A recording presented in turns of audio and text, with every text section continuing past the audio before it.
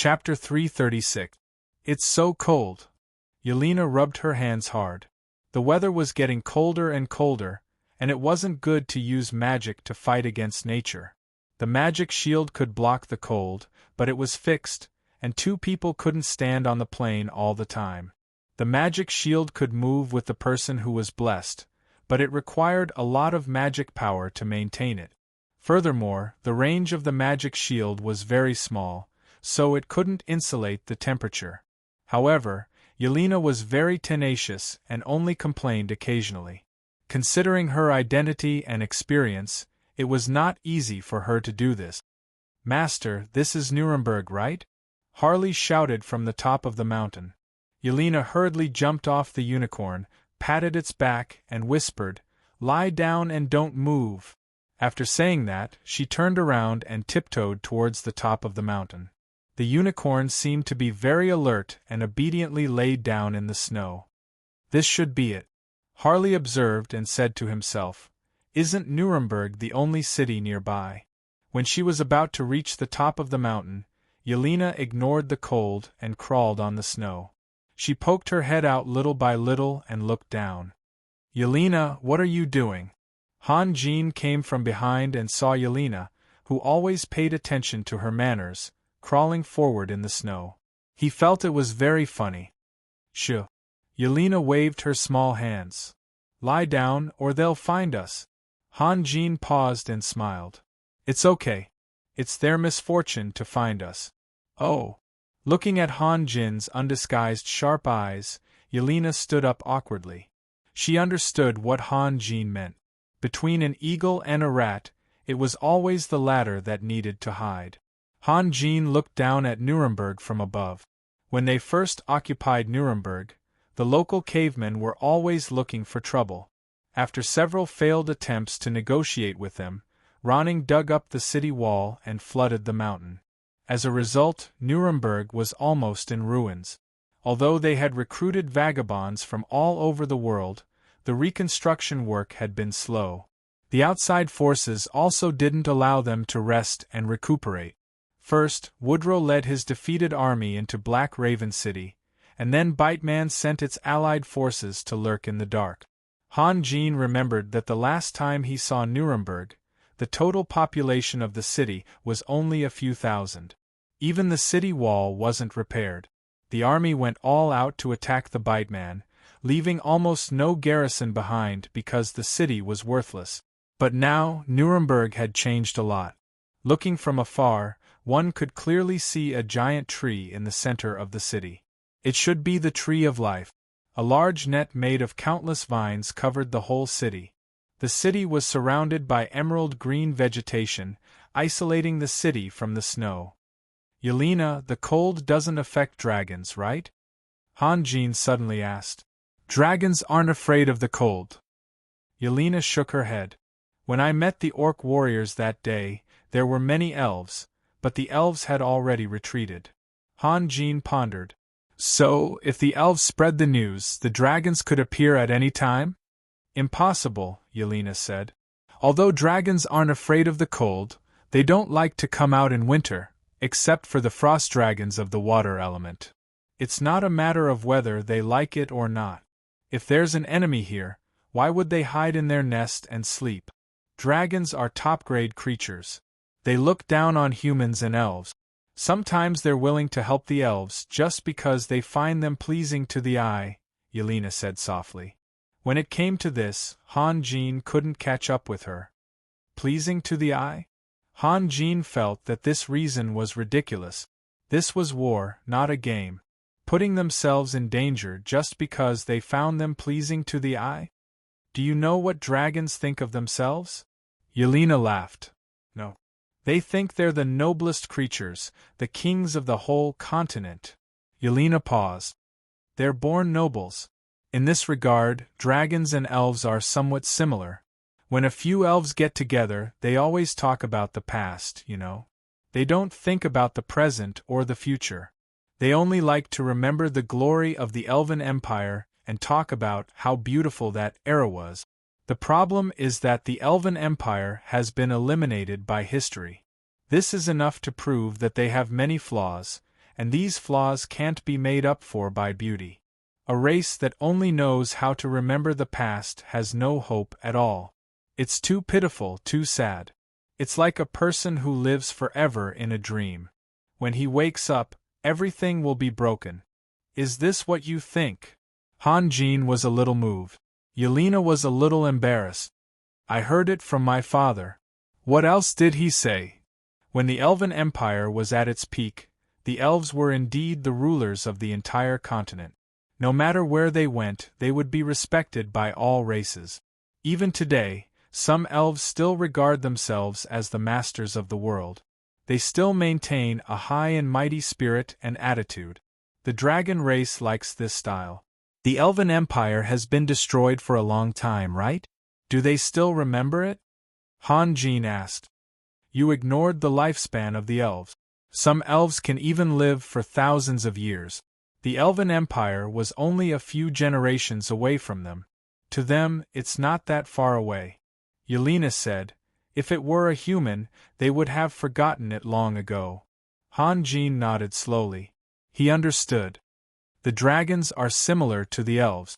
Although their civilization is much longer than that of humans, compared to the current humans, they are very superficial. Superficial? That's not appropriate. Han Jin said softly, if you say that all humans united are stronger than the dragons and elves, I believe you. Superficial. In the eyes of many, the dragons are very mysterious and have the power to destroy the world. You think so too, don't you? Yelena's smile was quite proud. In fact, if all the dragons in the Dragon City and the Dragon City are added together, there are only 1,000 or 2,000 of them. This is enough to determine their superficiality and even their fate. Numbers don't mean anything. Han Jin was a little regretful. Although he was against Yelena's point of view, he also knew that Solomon must have his own reasons for saying so. If he had discussed it with Grand Duke Solomon face to face, he would have benefited a lot. Talking to Yelena, after all, was separated by a layer, and he couldn't speak freely. I said the same thing at that time. Yelena laughed. Yes, numbers don't mean anything. A dragon can destroy a village in an instant and kill thousands of people. But my father asked me, how can life grow quickly? Han Jin was stumped. Grand Duke Solomon's question was very difficult to answer. If he answered it seriously, he might not be able to finish it even after a few days and nights. Numbers don't mean anything. A long lifespan also doesn't mean anything. Yelena said, if a person is locked up alone in prison as soon as he is born, and if he can live for tens of thousands of years, will he become very smart and very powerful in the end? No. The dragon elders who manage Dragon City and Dragon Realm are only equivalent to the mayor of a human town. The lives they come into contact with are limited, and they are extremely familiar with each other. The place where they live is a forbidden area on the continent, and no one dares to break in. Life is simple and plain. In those long years, if there is no feeling, no shock, no confusion, and no threat, how can one grow? Yelena said, the footprints of humans can be found in every corner of the continent. Some people will come into contact with thousands or even tens of thousands of companions in their lives and become familiar with them. Every encounter is a new exploration and new thinking. First of all, one must grasp the nature of the stranger to determine whether the two parties will become friends or whether there is a possibility of mutual benefit. Also, what position should one place the other party in and whether one should maintain vigilance. Human nature is too complicated. Han Jin listened quietly and didn't interrupt Yelena. My father said that humans can live happily and simply, but many people choose complexity and sigh, Yelena said softly. Although the lifespan of humans is only a few decades, it doesn't matter.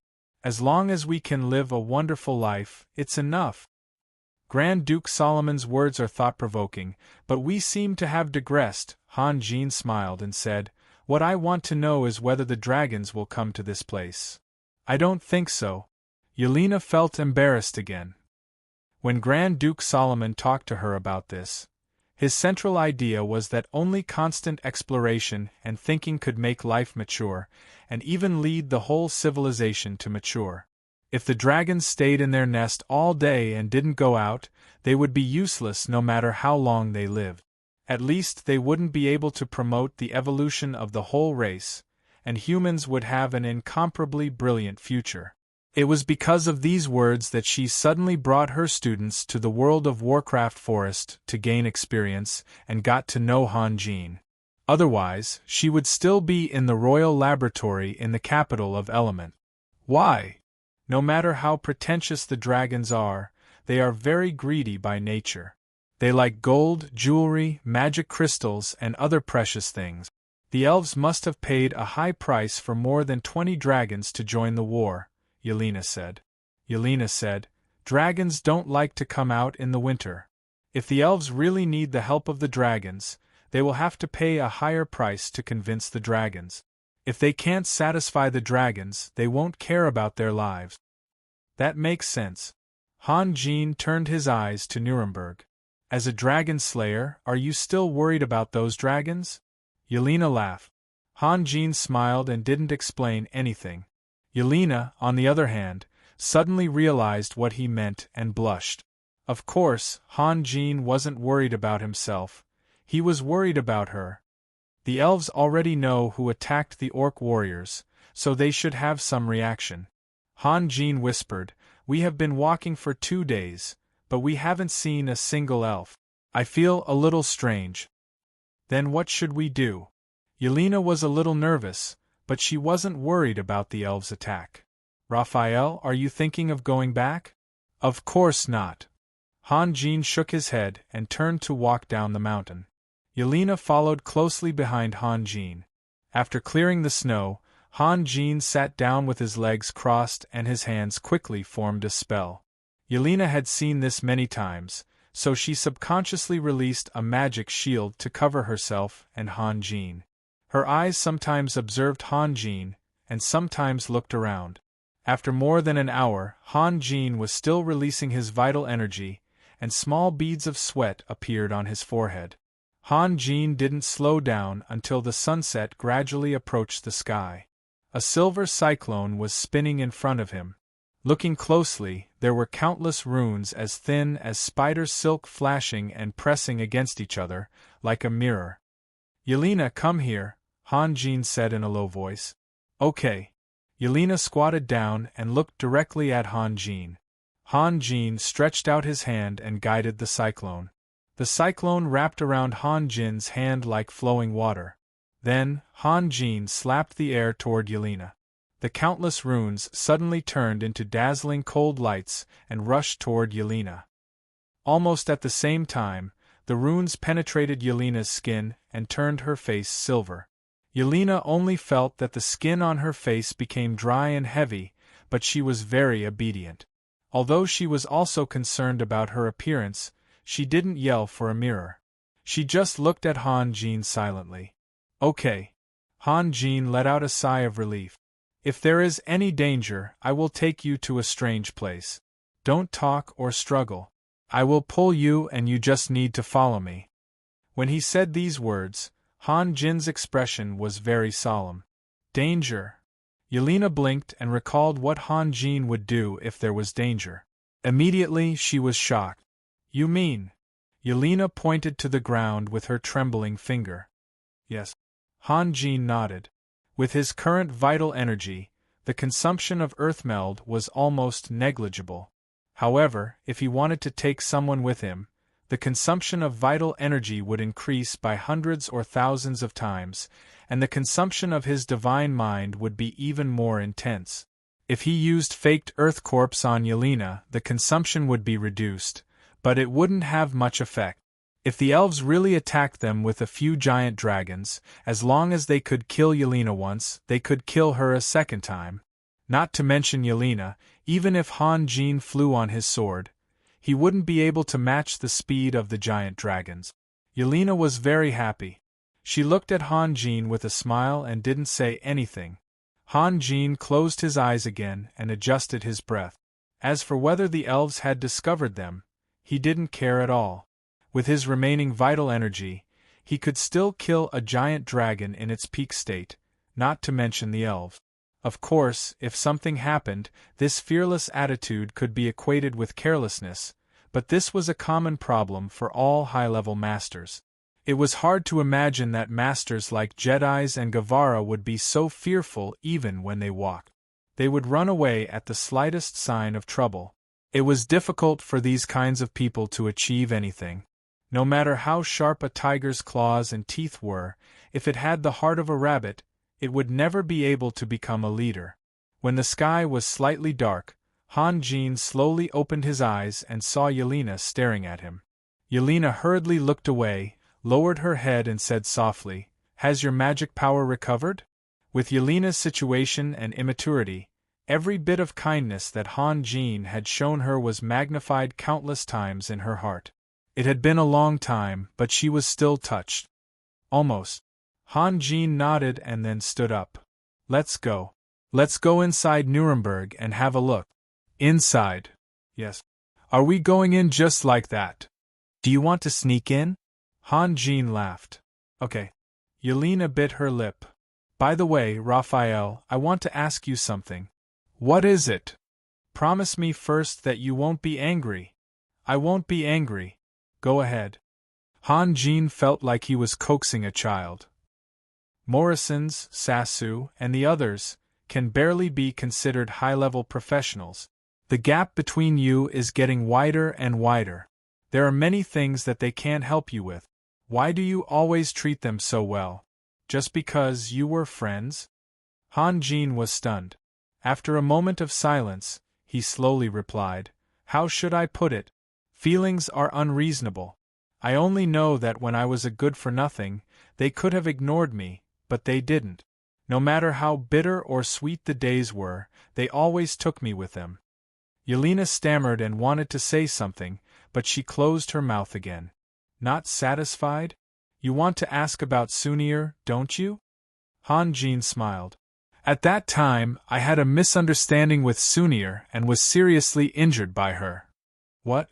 Yelena's eyes widened. "Haha, it's true." Han Jin's eyes were very complicated. "She knew my secret, and then, she found Morrisons and asked Morrisons to go hunting with her. They were going to hunt an 8th-grade earth bear. At that time, Morrisons was still a swordsman, and Sassu was just a magician. Do you know what it means for them to challenge the earth bear? Death.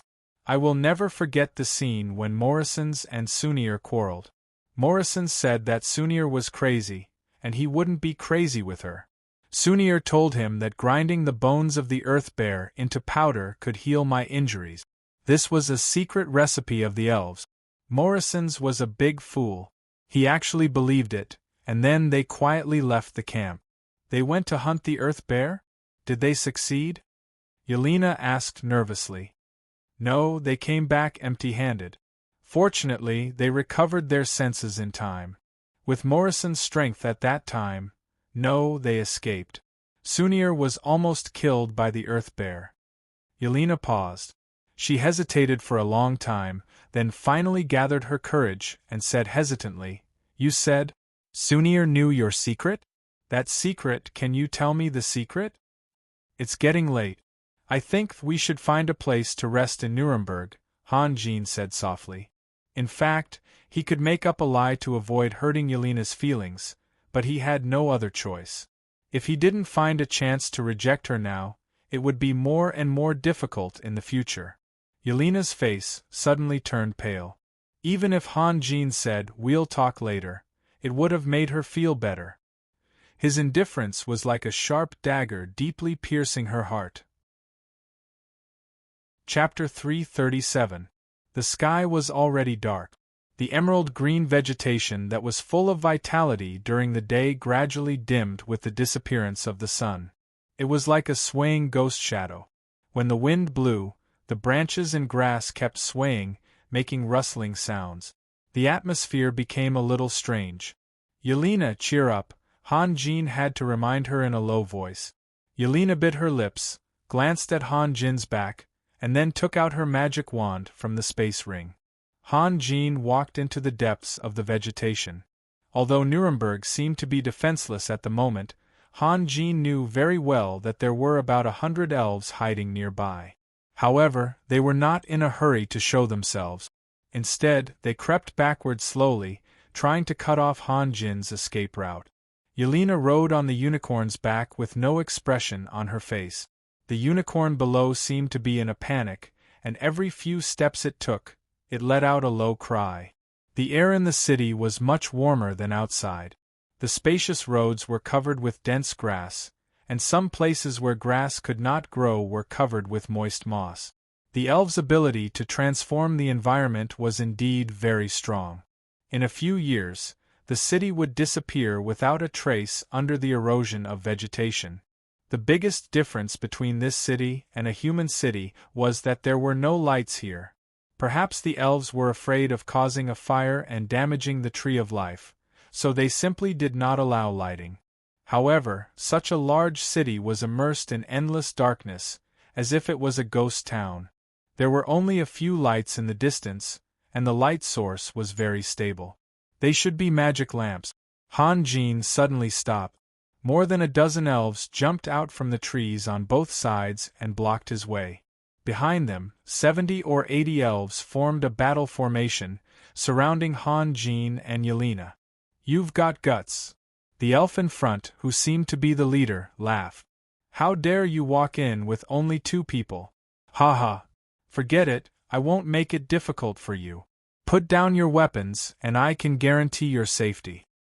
"I remember there should be a lot of people in the city. Where are they? Did you kill them all?" Han Jin asked softly. "As long as you don't mess with me, we won't kill people for no reason." The leader of the elves laughed and said, "You should worry about yourself. I'll repeat myself, put down your weapon. You are not true warriors." Han Jin looked around. Although every elf was a qualified archer, there was still a difference between the elite and the ordinary in a regular army. Most of the elves in front of him and behind him were of average strength, but the elf leader was wearing a treasure hunter badge. What was more interesting was that the badge was issued by the Mercenary Association of Isolated Cliff City. Treasure hunters and swordsmen were of the same rank. The elf leader's strength was about the same as Morrison's, and he was Morrison's from 3 years ago. "Are you provoking me? Be careful, there are over 100 arrows pointed at you." The elf leader was a little angry. Han Jin smiled. "I want to know, where did you lock up the people in the city?" As soon as Han Jin finished speaking, Yelena, who was behind him, suddenly raised her magic wand and chanted a spell loudly.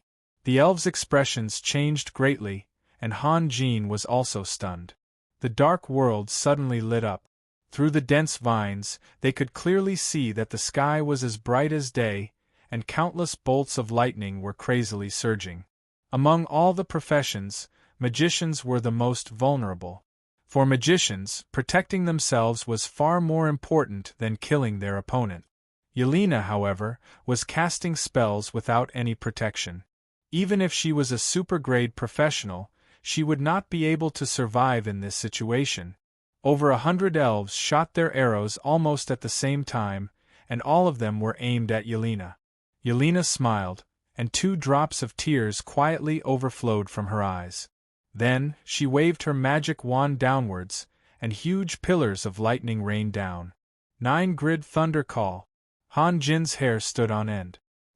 He cast the ground shrink spell as fast as he could and appeared beside Yelena. Then, he pounced on Yelena like lightning, and at the same time, he opened his arms and hugged Yelena tightly in his arms. His body did not stop, and he continued to rush forward towards the tree wall. Because he was afraid that Yelena would be injured, Han Jin hugged her very tightly, as if they had become one person.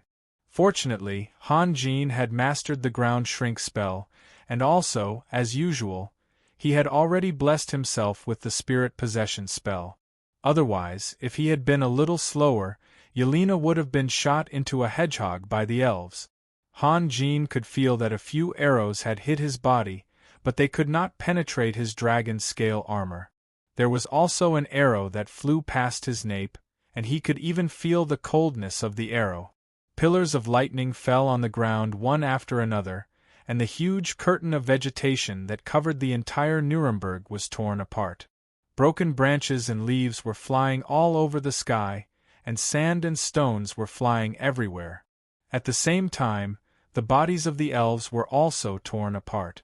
The elves who were responsible for blocking the escape route were in a battle formation, and the 9-grid Thunder Call's attack range was very wide, so they became living targets. After a while, the lightning finally stopped, and over 100 elves fell into a pool of blood in all kinds of strange postures. Han Jin was right. They were not real warriors, and in the face of high-level magic, they were extremely fragile. None of them could escape this disaster. "Yelena, are you crazy?"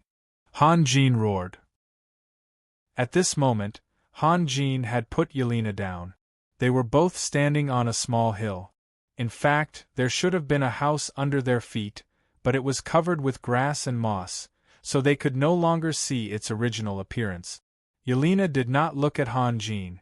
She struggled desperately, and tried to poke her head out from Han Jin's shoulder.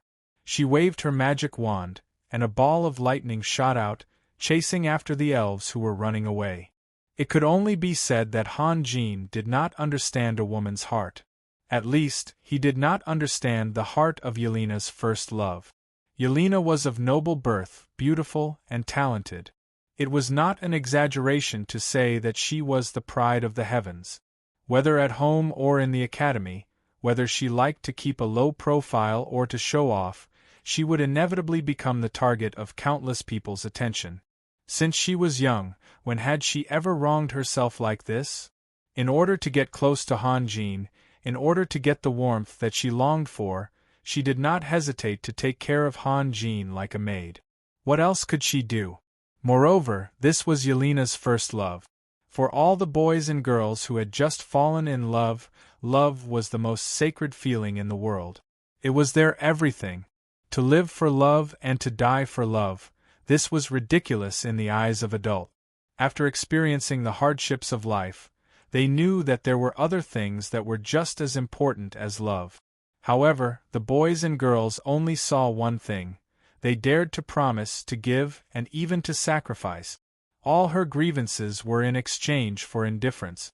Yelena was really hurt. She was disheartened. She felt that fate was always playing tricks on her. However, although she was powerless against fate, she had an undeniable power, and she refused to face it directly. Even if fate was omnipresent and omnipotent, it could not play tricks on another kind of person. When Yelena raised her magic wand again, Han Jin grabbed her wrist. "Yelena, can you calm down? I think we should have a good talk."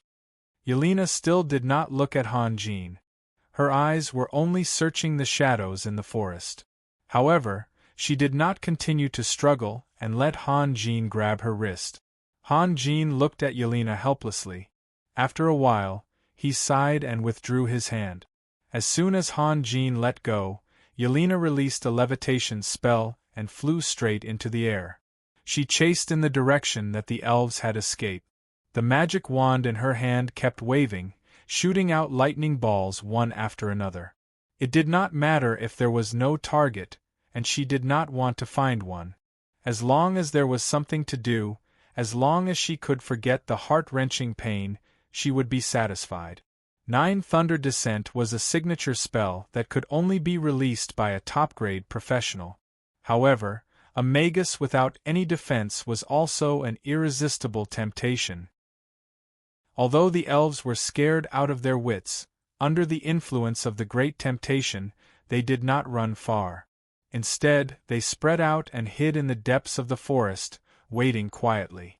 As soon as Yelena's figure approached, several shadows shot out from the forest towards Yelena from various angles. However, Yelena, who refused to face fate directly, ignored these attacks, just like how Han Jin had ignored her.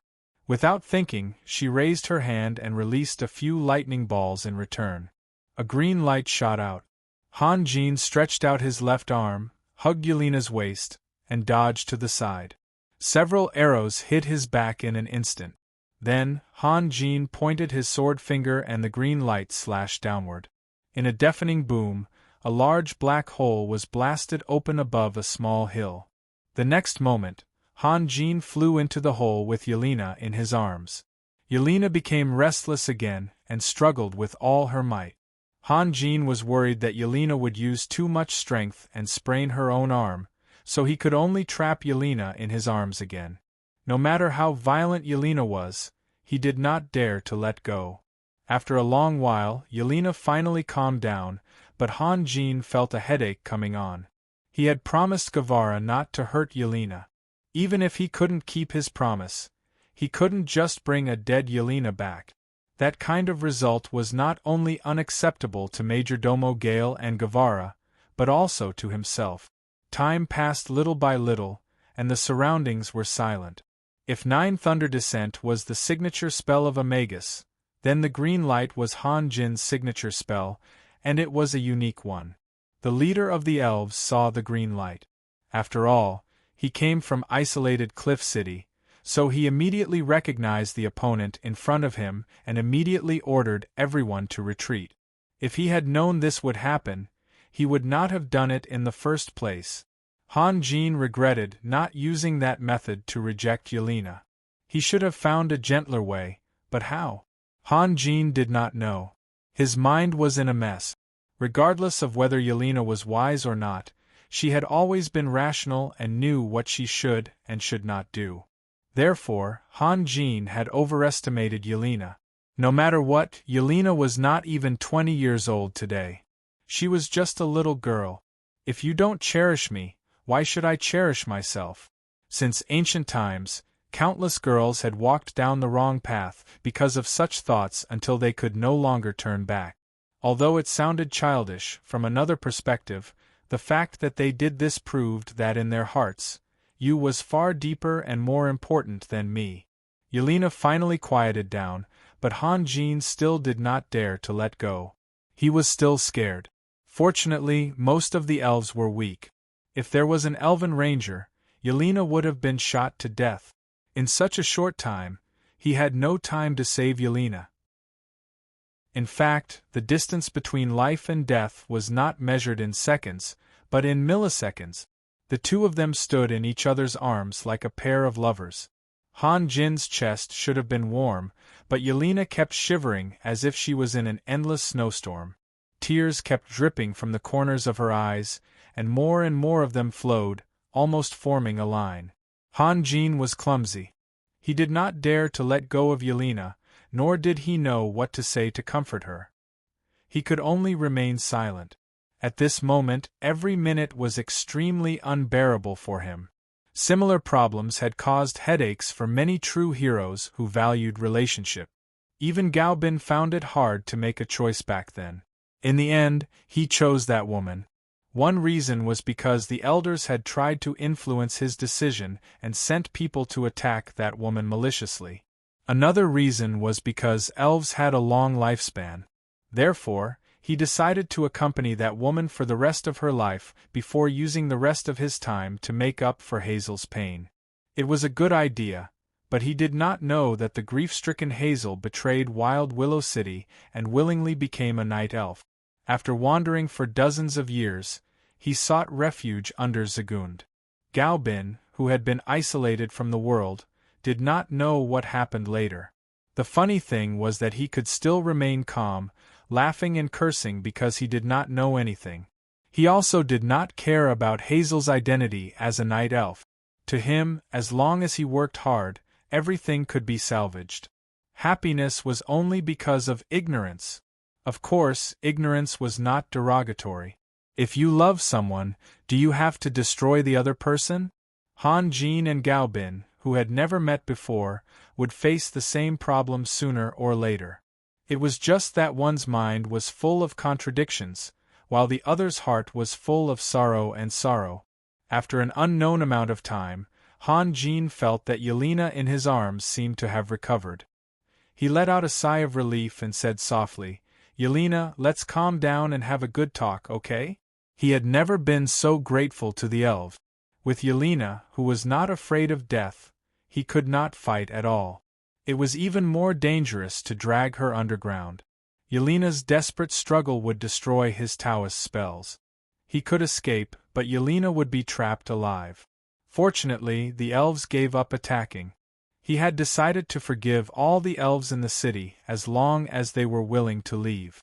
I ask you, Yelena said in a slightly choked voice, when you found out that Sunir had married someone else, was it very, very painful? Han Jin was stunned for a moment. Yes. He saw himself very clearly. When he faced the elves and madly vented his deep-rooted hatred, what he could not hide was the same feelings that were engraved in his heart. Then do you know what I feel? Yelena's voice trembled even more. Han Jin was silent. He was really speechless. Let me ask you again. If you had never met Sunir, would you fall in love with me? Yelena suddenly raised her head and stared at Han Jin with her red and swollen eyes. All this time, they had been playing riddles with each other. One knew what she was doing, and the other knew what the other wanted to do, but neither of them said it out loud. Today, Yelena finally said those two words. Han Jin looked at Yelena's haggard face and suddenly thought of a saying, "A beauty's favor is the hardest to bear." He took a deep breath and said without hesitation, "Yes. I don't want you to pity me." Yelena's body suddenly trembled. "I won't force myself to make a promise just because I sympathize with someone," Han Jin said softly. "Just like what you did just now, right?" Han Jin smiled bitterly. He did not know how to answer. However, seeing that Yelena's mood had improved, he changed the topic. "It's getting late.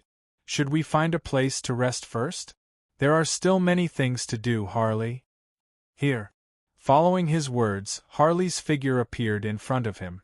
However, his skull hung low as if there was something on the ground that required his attention. "Look around and see if there are any elves ambushing us." Yes. Harley was exceptionally clean today. He was a man of few words and did not say anything unnecessary.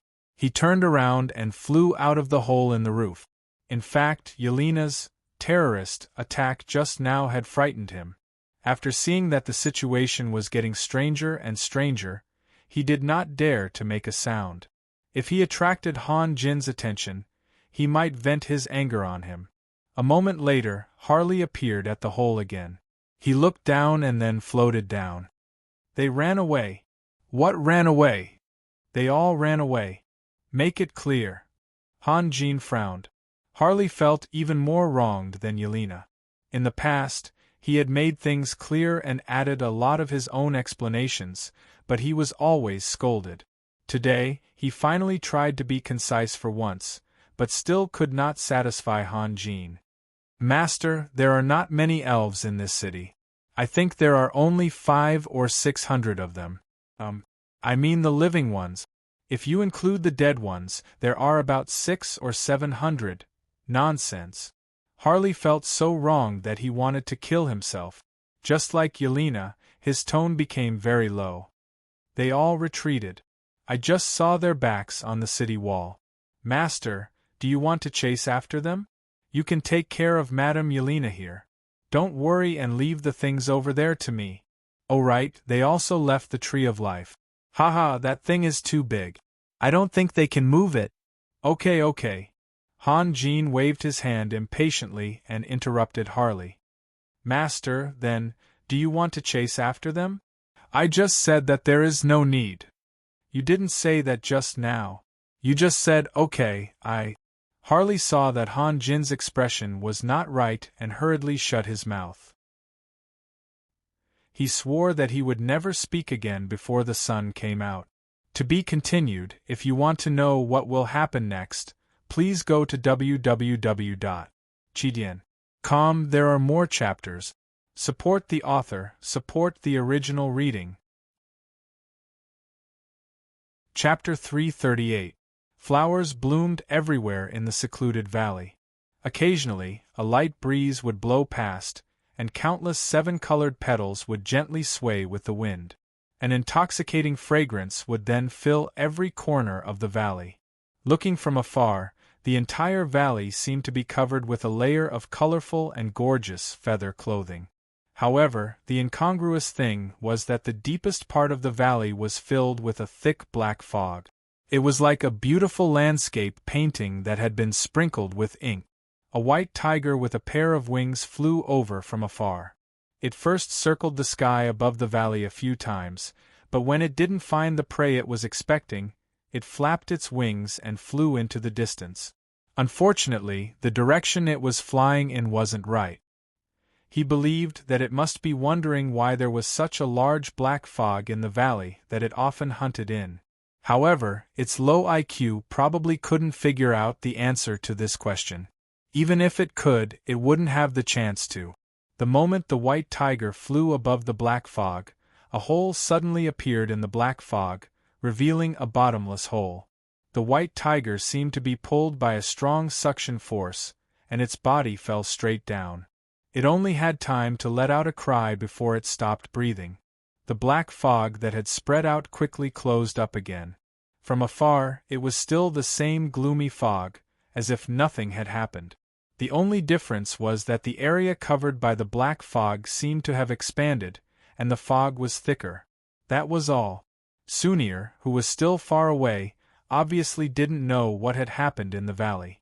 Looking at the corpse of the giant snake at her feet, she felt a little regretful. This type of snake was getting harder and harder to find. Sunir had killed at least 20 giant snakes so far. She guessed that there weren't that many of these snakes in the trial's illusion. Of course, if these venomous creatures were rampant, there would be no way for other creatures to survive. Sunir also noticed a problem. The further she went, the fewer monsters there were. According to Seth, this was close to the area where the rainbow datura flower grew. It was the most dangerous place in the trial's illusion, so Sunir was more careful when she walked. Light seeped through the gaps between the branches, illuminating Sunir's face. The scars around her wounds had already fallen off, leaving only a few reddish marks. However, they weren't ugly at all. Instead, they added some sharpness to her beautiful face. In the following days, Sunir was rarely injured. Her archery skills were getting sharper and her reaction speed was improving day by day, which made it easier for her to kill the prey. Often, Sunir's arrows would pierce through the heads of her prey before they could even attack. A cruel environment often trained a person's willpower.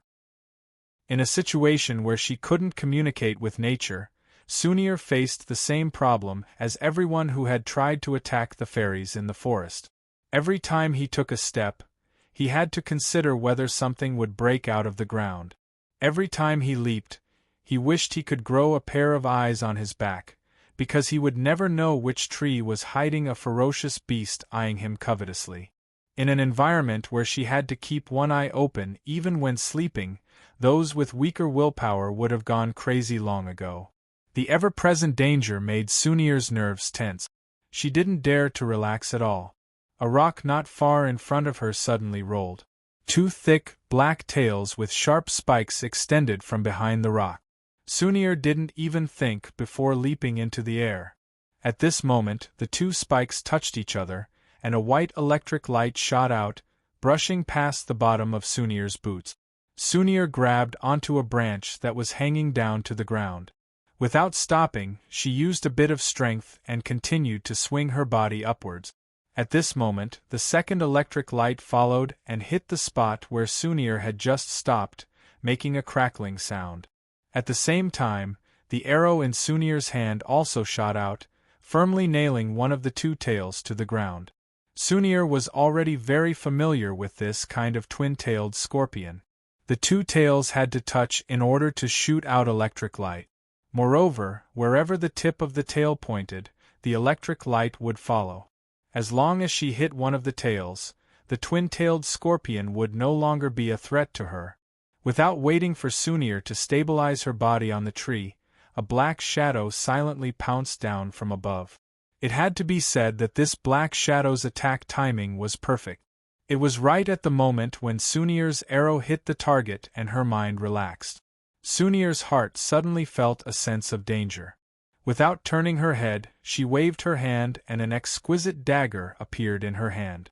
The black shadow suddenly let out a miserable cry. At the same time, a few drops of warm and smelly liquid splashed onto Sunir's neck. Sunir's heart was happy, but she didn't dare continue to stay on the tree. Her body leaned backwards and she flipped upside down. At this time, Sunir was finally able to clearly see the appearance of the black shadow. It was a creature similar to a leopard. There was a deep wound on its neck that was currently spurting out fresh blood. Sunir's dagger didn't cause any fatal damage to it, but it completely aroused its ferocious nature. It didn't care about the bleeding wound and angrily roared. It pounced down from the tree and chased after Sunir, who was still in midair. From the top of the tree to the ground, it only took a few breaths of time. However, it was already enough for Sunir. Sunir flipped her wrist, and the dagger in her right hand shot out. It shot directly at the left eye of the leopard. Following that, Sunir pushed her left arm forward and pulled back her right hand. In the time it took for a spark to fly off a flint, a black light flashed through the air and disappeared into the leopard's bloody mouth. The roar came to a sudden stop. The leopard's remaining eye suddenly protruded out, and immediately lost its life. Sunir's arrow had completely cut off its life. Just as Sunir's head was about to touch the ground, Sunir promptly arched her body. At the same time, she slapped the ground with her palm. Borrowing the force, she bounced up. Her two legs slanted out, and she collided head-on with the falling leopard. The leopard's enormous body was sent flying by Sunir's kick. On the other hand, Sunir stood firmly on the ground. She raised her hand and shot another arrow. The arrow slanted and shot underneath a rock.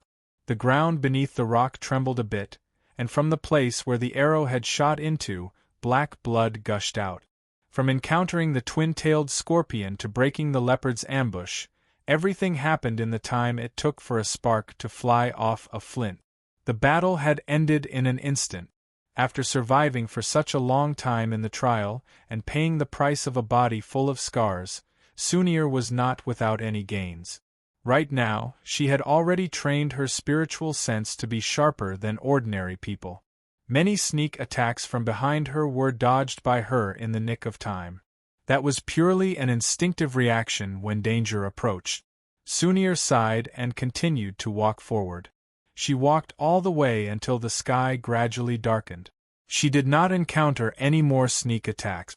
Logically speaking, to the current Sunir, being able to have some peace and quiet for a while should be something that she could only wish for. However, Sunir's heart was indescribably perturbed. If it was in the past, Sunir would have to walk a bit more before stopping to rest if there was enough visibility. However, for some reason today, the uneasy feeling in her heart was growing stronger. Just as Sunir decided not to walk anymore, and was about to find a place to rest, a few faint roars suddenly came from afar. Although the sound was not loud, it was very clear. Sunir looked in the direction of the sound and saw a few white dots rapidly approaching from afar.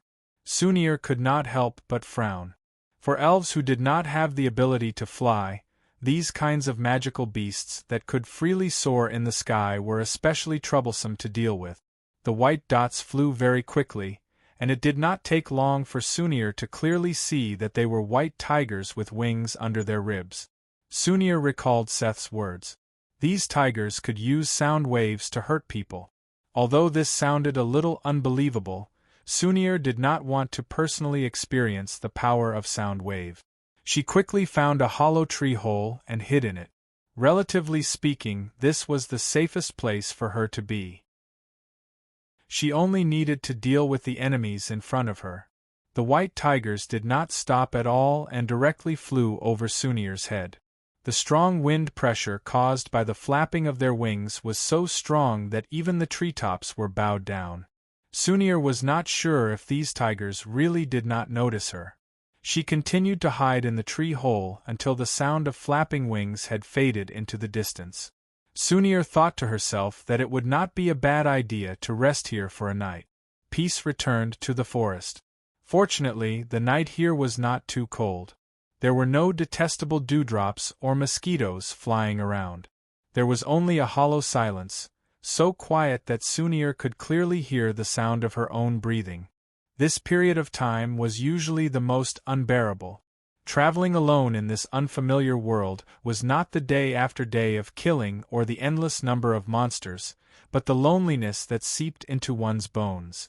Those who lived alone were either wild beasts or god. Sunir was not a wild beast and could not reach the heights of a god. Putting aside her identity as a descendant of a god, she was actually just an ordinary female elf. She also had expectations and longing in her heart. Before that, Sunir had never thought that she would be able to accept love. The words "descendant of God" were like a dazzling halo, which made most of the elves flinch at the sight of it. Everything was relative.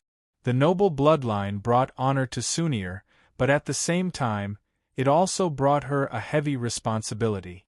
At the very least, she could not be like Julia, who liked someone and could follow him to the ends of the world. It did not matter if that person was not an elf, because no one would blame Julia. However, Sunir was different. She was a descendant of a god and the hope of Wild Willow City. No matter where she went, this fact could not be erased. Sunir smiled bitterly in her heart. Where is my hope? Sunir took out the piece of wood that was full of scratches from her space ring. After thinking for a bit, she put it back.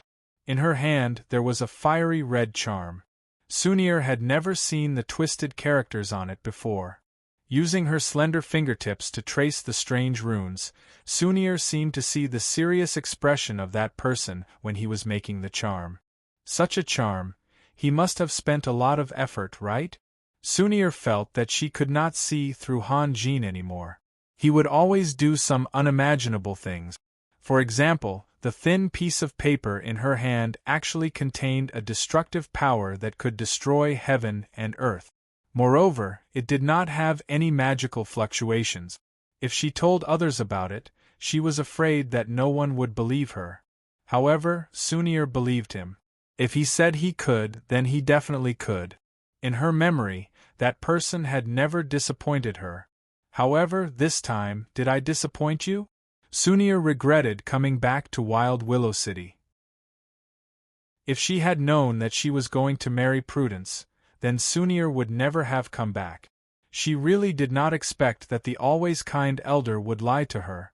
Thinking of this, Sunir's heart was somewhat angry.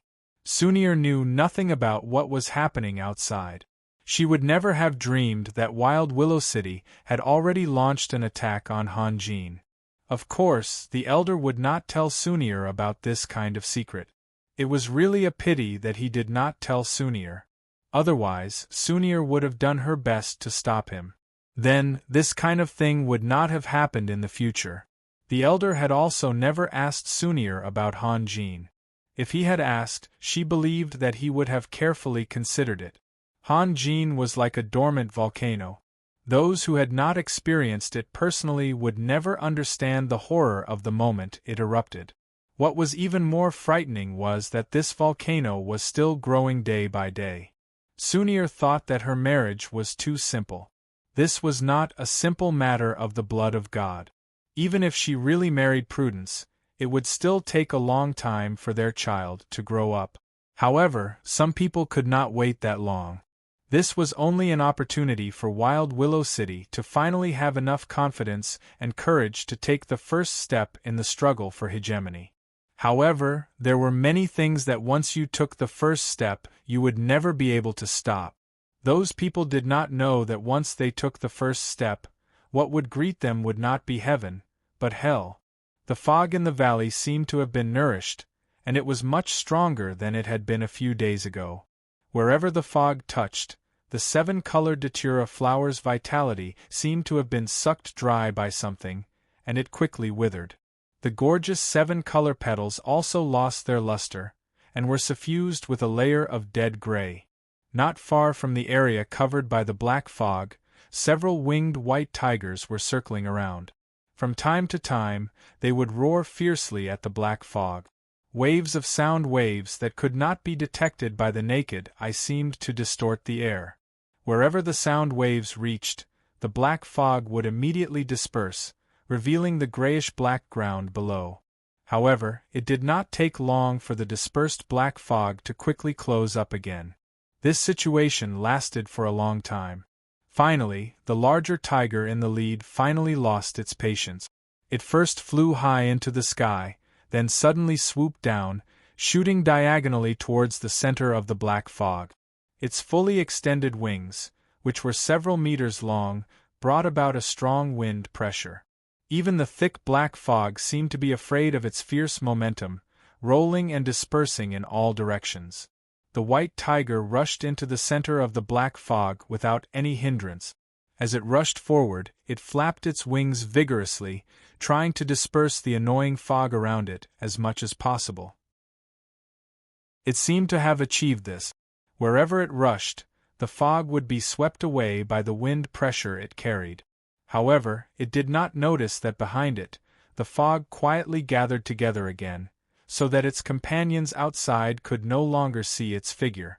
A bottomless hole appeared in front of the tiger. The gloomy aura emitted from the hole made it immediately begin to feel uneasy. Its beast instinct told it that there was something very terrible in the hole. The white tiger let out a shrill howl, flapping its wings again and again, trying to fly high and escape. However, its diving speed was so fast that it did not have time to change direction. It just rushed straight to the hole. From the outside, the black fog only rolled for a moment before returning to calm. However, what frightened the remaining white tigers was that their companions never appeared again. They wanted to turn around and leave. They were a little unwilling, but they lacked the courage to rush in. A few white tigers circled around the black fog, their mouths constantly letting out angry and helpless cries. It was not clear how strong these white tigers were, but their voices were not soft. Even from so far away, their voices could clearly reach Sunir's ears. Sunir was awakened by the sound from afar. After frowning and thinking hard for a while, she walked in the direction of the sound. It sounded like a battle had happened there. Although Sunir did not want to participate, it just so happened that the 7-colored datura flower grew in that direction. Not long after, a few more roars came from the opposite direction. Sunir turned her head and saw a few white dots in the sky. She quickly found a place to hide. Not long after, a few white tigers whizzed over at lightning speed. As they roared, they flew over Sunir. Sunir was a little confused. What was there? Could it be the nest of these white tigers? It seemed that Sunir's guess was very accurate. One roar after another sounded from afar. One by one, the white tigers flapped their huge wings and flew over Sunir. It was as if there was a delicious meal there that was attracting them. Seeing this scene, Sunir hesitated. She could not deal with such a large group of tigers. The speed that the elves were proud of was not worth mentioning in front of these flying tigers. She could at least watch from afar, right? Sunir found a reason for herself to move forward. The stubbornness in her heart finally prevailed. Although her original intention was to escape, Sunir was not willing to leave empty-handed. Besides, the conditions of the trial were very simple, weren't they? Find the 7-colored datura flower and bring it back. That was all. If she couldn't even do such a small thing, she was afraid that she would have to stand behind that person forever. Having a broad shoulder to shelter her from the wind and rain was something that most women would want. However, Sunir was not one of those women. She only wanted to face it together with her lover. When there were no more sounds of wings flapping in the sky, Sunir came out from her hiding place and carefully walked forward. In the distant valley, the roars of the tigers became even more mournful. Chapter 339. Order didn't seem important in normal times, but once it was lost, it would often turn into a disaster. After the elves occupied Nuremberg, they didn't kill everyone in the city. The human population was too large. Even the most radical elves didn't dare to think about completely wiping out the human race. They just punished a group of disobedient people and locked them up in the southern district of Nuremberg. However, the city's library had been destroyed by the elves. Under Han Jin's proposal, Lang Ning built libraries in several satellite cities of Black Raven City. Of course, the size of the libraries was very small. Compared to the other world, the library's information capacity was even less than that of a small bookstall. The books in the libraries only recorded some simple poems and stories, as well as some basic knowledge of magic and fighting energy. Han Jin's library was free of charge. As long as anyone wanted to, they could come to the library to read for free. This was because he had built his foundation with his bare hand. Although there were many strong people around him, he lacked middle and lower class talent. Han Jin's proposal was strongly supported by others. Although it wouldn't be effective in the short term, there had to be a start. It was because of the books about magic and fighting energy that the elves were so angry that they destroyed the libraries. A long time ago, when the other powerful races and even the elves became the rulers, the status of humans had always been very low. In terms of strength, humans were inferior to orcs. In terms of intelligence, humans were inferior to dragons and elves.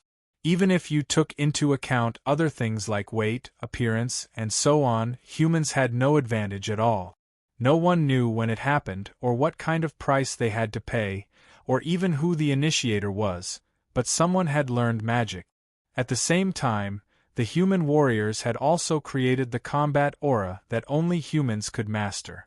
Since then, the humans had gradually revealed their talents, and after thousands of years of accumulation, they had finally become a race that was weak individually, but their overall strength was the strongest on the continent. The elves and the Senate had reached a consensus on how to eliminate the threat of humans.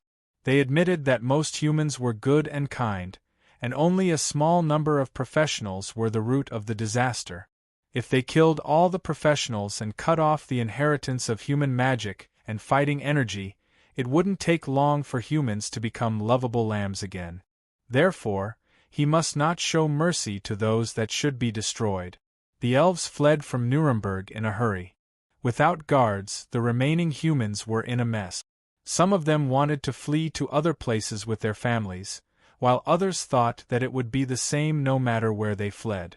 However, some people couldn't control their bad habits anymore. They searched everywhere for valuables, and some even took advantage of the situation to rob their own kind. Han Jin had no time to control the situation. Yelena had already given him a headache. Fortunately, as time went by, Yelena's mood gradually stabilized. Just now, Han Jin braced himself and said that he would go back to the Holy Crown City tomorrow, but Yelena didn't have much reaction. She just looked up at Han Jin for a moment and said that she was a little tired and wanted to go back to rest. Han Jin was worried, but he was powerless to do so. Could he follow them? Things had gotten to this point because he had rejected Yelena in such a blunt manner. If he really let it go, not only would all his previous efforts be wasted, but he would also be confused. After thinking for a while, Han Jin stretched out his hand and flicked the bracelet. Then he raised his chin in the direction of Yelena's departure.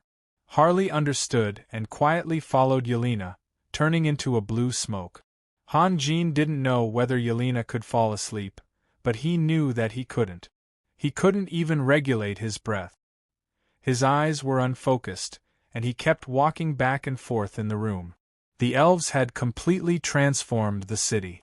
What was originally a nice room was now covered with vines and a few unknown flowers that were quietly blooming. It was completely against the laws of nature. Every 100 breaths, an extremely weak wave would come from the center of the city. The vines in the room would tremble slightly with the wave and then return to their original state. This kind of wave was difficult to sense, but it could be seen with the eyes. The problem was that Han Jin didn't have the energy to think about other things. The power of the Tree of Life wasn't just about transforming the environment. Frankly speaking, if Prudence hadn't issued the order to retreat as soon as they saw Han Jin, the elves in the city would have fought to the end. If he wanted to kill all the elves in the barrier formed by the Tree of Life, Han Jin would have to put in a lot of effort. In other words, he could now destroy the Tree of Life.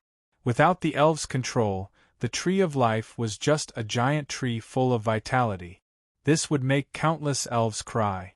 In fact, Han Jin had already planned to do this, but now he had forgotten. Han Jin's expression was very calm. The bloody baptism had settled too many things in the depths of his heart. Even if Jed's and Majordomo Gale were here, they wouldn't be able to see what was on Han Jin's mind. However, there was a fierce debate going on in his mind. Still unmoved? That was a pure lie. Men and women were different. Not to mention the hidden meaning in the phrase, if a man pursues a woman, there's a mountain between them. If a woman pursues a man, there's a paper between them. A woman would only give her heart to a man when she really loved him. But for a man to accept a woman, there were other things that couldn't be avoided, such as responsibility and pity. Some people said that accepting a woman because of pity was a kind of blasphemy. However, since ancient times, countless brave men had bowed their heads in front of this kind of blasphemy. The reason why a woman should be cautious could be explained in common words. People always said that if so and so married someone, the former would definitely be a woman. The word marry was easy to understand. The word give was, of course, a kind of gift, a kind of sacrifice. It could even be said that whether a woman's life was happy or not depended not on her talent and wisdom, but on whether she gave to the right person. Female confidence existed since ancient times, but it also depended on whether the man was a good wine or not. What a headache! Han Jin heaved a sigh. In the Holy Crown City, many people had already regarded Yelena as their future wife. Without Sunir, who was most qualified to be with Han Jin. Even his most trusted friends were divided into two groups. Morrison's belonged to the emotional group. He believed that Sunir wouldn't suddenly marry someone else, and should at least come back and explain it to them. Sasu belonged to the rational group. He believed that Sunir had no choice between the whole race and her personal feelings. As for Sunir coming back, it was even more ridiculous. The elves were already preparing for a war. How could they let Sunir come back? Seeing that Harley didn't say anything, Han Jin knew that Yelena should be fine. He took out a few magic crystals from his space ring and slowly sat down on the bed. The bed was covered with grass, and the familiar smell of grass reminded Han Jin of the World of Warcraft forest. At that time, the hut he lived in was also in such an environment. Han Jin felt upset. He suddenly stood up, grabbed the edge of the bed, and threw it to the side. The big bed spun and hit the opposite wall with a loud bang. Countless grass and vines were crushed and scattered everywhere. The abnormal state was only temporary. Han Jin soon calmed down. After tidying up the messy bed, he lay down on his back. Suddenly, light footsteps came from the door, and a figure came in from outside. Han Jin hurriedly sat up. Yelena, why are you here? Haven't you slept yet? Yelena stood in the faint shadow of the moon, lowered her head, and didn't speak. Just now, did I wake you up? Han Jin smiled and said, Sorry, I was tidying up the bed. I was careless and used too much strength. Yelena lowered her head and still didn't speak. It was a bit awkward to talk to himself, but Han Jin's tone became gentler. Yelena, what's the matter? Yelena still lowered her head, and her hands were twisted in front of her body. She looked very uneasy. Han Jin was helpless. After thinking about it, he could only change the topic. Where's Harley? Why don't I see him? In fact, Han Jin could completely sense Harley's position. He was just looking for something to talk about. Yelena raised her head little by little, her lips trembling. After a long time, she suddenly said in a voice as soft as a mosquito, I've decided. You. Han Jin was stunned. Yelena, what do you want to do? I'm stupid, really. I just want to be closer to you, but you're getting farther and farther away from me. In the past, you often cared about me and chatted with me, but now you're always trying to avoid me. This time, you didn't want to take me with you, right? Tears fell from Yelena's eyes. But what can I do? I don't know what I should do. Although I've been trying to make you happy, you must hate me, right? I'm such a fool. Yelena, no. Han Jin smiled bitterly. Why would I hate you? I want you to forget sooner. Can you tell me what I should do? Yelena stared at Han Jin, her whole body trembling.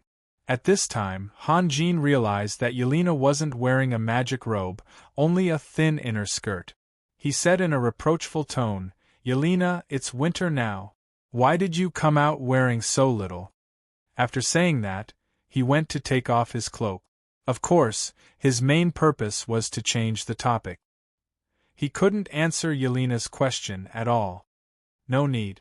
Yelena's voice trembled even more. It'll be over soon. Over? Han Jin suddenly had a bad feeling. Can you tell me? How can I make you forget sooner? Yelena didn't forget the topic just now. Han Jin fell into silence.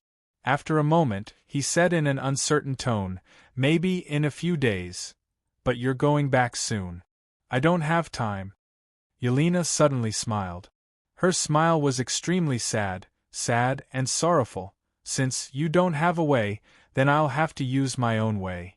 After saying that, Yelena reached out and touched the sash on her shoulder. What are you doing? Han Jin faintly sensed Yelena's intention and hurriedly reached out to grab her wrist. If you don't want me to hate you for the rest of my life, let go of me. Yelena said word by word. I don't want to sully your eyes. I just want to find a release for myself and for you. What release? Han Jin's rhetorical question was somewhat weak. In Yelena's eyes, he could clearly see the burning fierceness and determination. From tomorrow onwards, I won't bother you anymore and won't cause you any trouble. We can still be friends, right? Yelena's smile became even brighter. Han Jin retracted his hand little by little. He didn't flinch when facing Alquist. He didn't flinch when facing Zagund. He still didn't flinch when facing the notorious Whip brothers. It could be said that ever since he met with Lang Ning's army at the Bite Man and truly embarked on the path of hegemony, he had never flinched in the face of any threat. However, when facing Yelena's eyes, which were completely different from before, he flinched. Han Jin didn't even dare to look at Yelena. Every time they met, it felt like something was stabbing at the tip of his heart. Thank you, Yelena said with a smile, but her hands were still slightly trembling. In fact, that kind of skirt was easy to untie, but it took her a long time to untie one of the buckles, and then she changed to the other shoulder. Her inner skirt slipped off, and so did her underwear. Yelena's body was like a natural and perfect jade sculpture, completely exposed in front of Han Jin. Her white and smooth skin shone under the faint moonlight, and her moving curves had a soul-stirring beauty. However, Han Jin didn't dare to look at anything. He only lowered his head and stared blankly at the falling dress. Okay, I've done everything a woman can do, including my shame and what you might think is lewd. Do you want to scold me? Scold me all you want, use your angriest roar, use your sharpest. Haha. Yelena was laughing, but tears were dripping down her cheeks. After that, I have no more regrets, really no more regrets. Han Jin felt like a soft spot in his heart had been stabbed, and his eyes were a little hot. This wasn't because of the perfect body in front of him, but because of an unbearable weight. Friend, can I go now? It's all over. Shouldn't you say something? Yelena had used up all her strength and willpower to hold on until now. Finally, there was a trembling sob in her voice. Han Jin bent down little by little, grabbed Yelena's underwear, and put it on Yelena's shoulders. He then carefully put it on Yelena, and then grabbed the underwear. At this moment, he truly understood the meaning of tenderness. It was a man's bone, his bone. No matter what happened in the future, he would never forget Yelena, nor would he ever forget this day, nor would he ever forget what Yelena had said. Yelena didn't resist. Like a puppet, she let Han Jin do whatever he wanted. Tears kept dripping down her cheeks. In fact, she wasn't a girl who liked to cry. Even when she was seriously injured, she could still endure and restrain herself. For as long as she could remember, all the tears she had shed couldn't compare to today's. "Yelena, I am not worth it," Han Jin said softly. "Is this the last thing you want to say to me?" Yelena smiled sadly again. "Accepting you is accepting a fate. Yelena, I haven't thought about it yet. Can you give me a few more days?" Han Jin said softly. As he spoke, he reached out and gently wiped away the tears on Yelena's face. His expression was very solemn. Han Jin wasn't being an alarmist. This was indeed a fate. Not only did they have to share secrets, but they also had to stay by each other's side. For a cultivator, this was true forever. Yelena didn't want to take any chances. She just wanted to be free as soon as possible. She had just tasted her first love and didn't expect that loving someone would be so painful. She couldn't bear this torment anymore. However, Han Jin's words and his gentle touch gave her a glimmer of hope. She couldn't believe it, and because she was already mentally and physically exhausted, her body swayed and fell to one side. Han Jin picked Yelena up by the waist and strode out until they reached Yelena's room. Harley was walking around in the room. When he saw Han Jin carrying Yelena into the room, he didn't say anything and turned into smoke. He rushed out of the window and floated outside. Yelena wasn't in the mood to take care of herself. Her magic robe was thrown carelessly on the bed, and on top of it was the priceless wand. Han Jin knew that Yelena had always treated the wand as a treasure. One could imagine how chaotic her heart was right now. Han Jin walked to the bed and carefully put Yelena on the bed. He then got up and was about to leave. Yelena subconsciously grabbed his hand, but then timidly retracted it. She wanted Han Jin to stay for a while, but she was worried that she would ruin the opportunity she had given everything for. "Have a good sleep," Han Jin said softly. "We still have to hurry tomorrow." Yelena's face turned pale again. Han Jin saw this and added, "We'll go directly to Black Raven City." He had changed his mind and wasn't in a hurry to go back. At least, he couldn't go back before he made a decision. Yelena heaved a sigh of relief. Her eyes lingered on Han Jin, but she was too tired today. Not long after, her eyes slowly closed and she fell asleep. While Yelena was sleeping, dozens of silver Pegasi were running quickly 100 miles away. There was also a handsome unicorn among them. The leader was Prudence. Beside him was a female elf with long, silky golden hair. She was slender and beautiful, and there was a floating headband on her forehead. It was Sunir. Behind them was Sheila and Rueli. There was also a human floating in the air. There was no magic wave or light of fighting power. He was just floating naturally, and his speed was no slower than that of the silver Pegasi. Running up a hill, Prudence whispered a few words to the elves around him. Then he pointed his finger in the direction of Nuremberg, because there was only one place in the area where the elves gathered, and that was Nuremberg. Chapter 340. Han Jin and Yelena hadn't been able to sleep for long because they had stayed up late last night. Han Jin was fine, but Yelena looked a bit haggard. The breakfast was tasteless. Han Jin maintained the attitude that the less he spoke, the less he would make mistakes, while Yelena didn't know what to say. After breakfast, Han Jin invited Yelena to go out for a walk. Yelena hesitated for a moment before accepting Han Jin's invitation. Shopping was equally boring. To ease the awkward atmosphere, Han Jin talked about Nuremberg, the cavemen, and his impressions of the various races in the abyss. However, Yelena was not interested in this topic and rarely interjected, let alone discussed it. Later, Han Jin also shut up.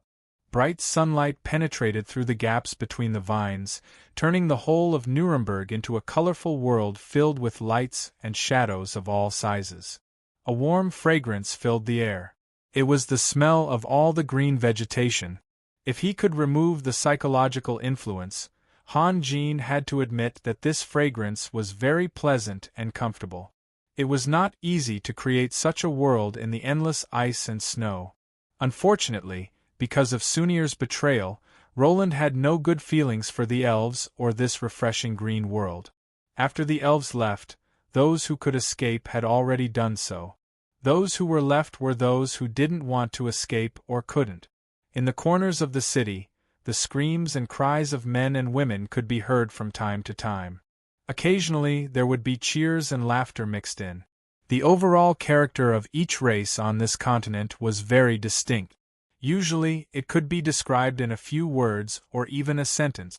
Only humans were difficult to describe. An abyss demon who didn't want to kill would definitely be ridiculed, despised, and ostracized by his race. An orc who loved poetry and was sentimental would probably have been killed by his own race. The overall personality of humans could be said to be all-encompassing. Sometimes they could be crueler than the abyss demons and more violent than the beastmen.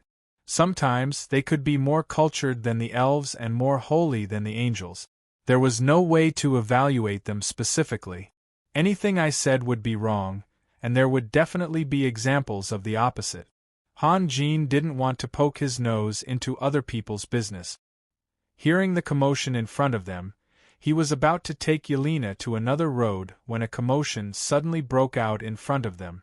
More than 10 men in disheveled clothes ran towards Han Jin while howling like ghosts. When they saw Han Jin, who was dressed in tight clothes, and Yelena, who was holding a magic wand, they immediately screamed and turned around to rush into the alley. A dark orb chased after them from the front and ran amok among the men. Every time it flashed, it brought up a rain of blood. In a moment, all the men were lying in pools of their own blood. "Harley, what's going on?" asked Han Jin, frowning. "This is too vicious. Really vicious." Harley shouted impulsively. "Master, go ahead and see for yourself. You'll understand." Han Jin shook his head slightly. "Yelena, let's go in another direction." Harley himself wasn't a good person. Only God knew what kind of thing could make Harley feel compassion. "Master, we shouldn't have come.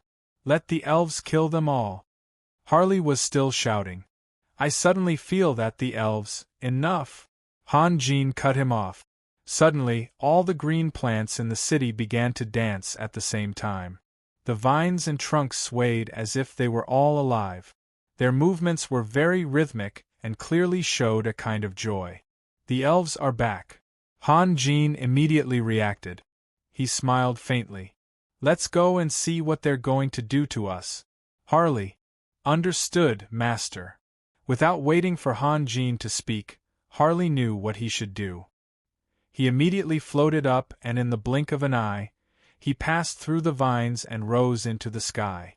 In the north of Nuremberg, about 5 or 6 female elves were approaching the city at a moderate speed. The elf in the lead was Sunir. The elves behind her were chatting and laughing. Their crisp and pleasant laughter could be heard from afar. This was not a troop on an expedition, but a group of girls who were out for fun. Harley was the first to discover the elves and shot over. When he was about a kilometer away, Harley suddenly stopped. Then, as if he had seen the most terrifying thing, he flew back as fast as lightning. "Yelena, I'll send you to the Abyss world first." Han Jin whispered to Yelena. "They must be prepared this time. It's dangerous." "No." Yelena shook her head slowly. Han Jin smiled bitterly. "Well, okay." At this moment, Harley shot down from the sky and immediately returned to his original form. However, his expression was somewhat uneasy. Even though he didn't have any distinct facial features, others could still clearly sense the changes in his emotions. "Harley, did you find anything?" Over there," Harley stammered. "A few elves came." "Only a few?" "6 in total." Harley calculated in his mind. "You didn't attack?" Han Jin was a little surprised. With Harley's nature, no matter how many elves came, he would rush up and attack. This was understandable. Harley had been holding back for too long. No. "Are you uneasy?" Han Jin whispered. "Are they very powerful?" No, master, they are very weak. What do you mean by very weak? Han Jin felt that Harley was speaking incoherently. Master, you'd better go and see for yourself, Harley said with difficulty. If he could sweat, Harley would have been covered in cold sweat. Han Jin had retained his intelligence, so of course, he had his own plans. Master and Yelena's relationship had just begun, and now Sunir had come back. What would happen if they met? Chaos, chaos, everything was going to be chaos. When Han Jin appeared in the north of Nuremberg, the elves were already close to the city. Han Jin could clearly hear their happy laughter. Then he saw the female elf in the lead. Although they were 400 or 500 meters away, he immediately recognized her. Her pretty eyebrows, her exquisite figure, her silky smooth golden hair, and the ribbon in front of her forehead were all very familiar to him. Han Jin was stunned as if he had been struck by a thunderbolt. Hatred, nostalgia, pain, and unwillingness were all intertwined at this moment, setting off waves in his heart. As if there was a connection that could ignore time and space, Sunir suddenly stopped. She stretched out her arm and stopped the elves behind her. A pair of eyes as bright as the sky turned to Han Jin's position. Then, Sunir showed a horrified expression. Obviously, she recognized who was in front of her. She hesitated for a moment, bit her lips hard, and then turned the silver Pegasus around and galloped back in the direction she came from. Sunir! Han Jin let out an earth-shattering roar. All the anger, confusion, anger, and even hatred that he had accumulated for a long time all exploded at this moment. Without thinking, he immediately released the ground-shrinking spell and chased after Sunir. However, the silver Pegasus that Sunir was riding was unusually fast, even faster than a dragon. Looking from afar, it looked like a silver arrow flying between the sky and the earth, even roaring like the wind and thunder. Han Jin made hand gestures and cast the earth-shrinking spell. Then, after a slight pause, he would appear more than 100 meters away. Then, he would start making hand gestures again. Even though he was moving at such an unimaginable speed, he could only slowly close the distance between them. A green forest appeared in front of him. It covered an area of about 1,000 meters, and it was as conspicuous as Nuremberg in this white forest. However, Han Jin ignored it. He didn't have the energy to think about it. Seeing Sunir rush into the forest, he followed closely. Although he couldn't release the ground-shrinking spell for long distances in the forest, the silver Pegasus couldn't run at full speed either. Han Jin moved like crazy, and his vital energy was at its peak. He chased after Sunir's figure, quickly weaving through the forest. Suddenly, Sunir in front of him cried out in alarm. The silver Pegasus fell head first, and Sunir couldn't help but fly out. She rolled into the grass, flashed a few times, and disappeared without a trace. The next moment, Han Jin appeared where Sunir had disappeared. Just as he was about to rush into the grass, his body suddenly stopped. An elf lightly jumped down from a tree behind him, and stood there quietly looking at his back. Han Jin slowly turned around. His gaze swept across the elf, and then fell on the silver Pegasus that had fallen. The Pegasus was still alive. As its 4 hooves kicked, blood gushed out, dyeing the grass around it red. "Lord Raphael, nice to meet you." The elf bowed slightly, revealing a meaningful smile. Han Jin's gaze turned back to the elf. He was a very feminine male elf. He had a pair of emerald green eyes, clear and deep, bright golden curly hair, and a high nose bridge. Under the straight nose bridge were cherry lips. Yes, cherry lips. If this male elf wore a dress, no one would suspect his gender. If this was another world, and Han Jin was in a good mood, he might have smiled and asked the elf, "Korean?" But now Han Jin couldn't smile. He felt a sense of danger. In other words, the elf was giving him a sense of pressure. His appearance made people feel that he was as delicate as a woman, but that didn't mean that they could underestimate his strength. Prudence? A trap? Han Jin said calmly, Sunir cooperated with you to set a trap for me? Do you really want me to say it clearly? What's the point? Prudence smiled. The facts have proven everything. As soon as Prudence said those words, rugged tree roots stretched out from the ground and crawled all over the ground, connecting together and making the whole ground look like an undulating ocean. Han Jin could feel the wriggling under his feet. That's right, it really was a trap. They were afraid that he would escape through the ground. Han Jin's eyes were a little dazed, but he quickly recovered. Actions always spoke louder than words. Sunir had used facts to prove her choice. In front of the entire elven race, how childish and ridiculous was love? Was there a need to explain? Fine, fine. Since it's come to this, let me put an end to you and your entire race. All of his anger turned into a burning desire to fight. But his expression was still calm. He looked around as if he was admiring the scenery. Do you think this will work? If it was just me. It's hard to say. Prudence's smile was a little shy, but I have friends. A figure floated down from the leaves and stood quietly behind Prudence. His appearance was very ordinary, but the clothes on his body were extremely luxurious. He was wearing gold and jade, and he looked like a chief visiting a foreign country, or a bride who was about to get married. Let me introduce you. This is Lord Maxwell from Dragon City. In the Draconic language, Maxwell is a very influential and respectable person. Prudence smiled. Ha? Are you doubting me? TSK, your eyes are just right to prove that you are shallow. Lord Maxwell has already mastered the ultimate shape-shifting skill. Do you know what this means? Maxwell smiled proudly as he listened to Prudence's introduction. You don't know? This means that Lord Maxwell has broken through the final barrier. Prudence let out a long sigh. Han Jin smiled. You're the Dragon Slayer Raphael? Maxwell felt that he should say something, but he purposely used Han Jin's title, which was full of undisguised contempt and provocation. His meaning was obvious. Aren't you the Dragon Slayer? Let's see how you slay a dragon. Ha ha! Han Jin smiled again. A green light shot out from his mouth and turned into a giant sword more than 30 meters long. He didn't like to talk, especially at this time. No matter how much he said or shouted, it wouldn't ease the pain in his heart. What the elves and Sunir had done to him could only be washed away with blood. Proverb. Maxwell opened his arms, and an indescribable wave of magic gushed out from his mouth. The trees and grass around him trembled, and an invisible tremor instantly swept across a radius of more than 10 miles. Even the sky darkened for a moment.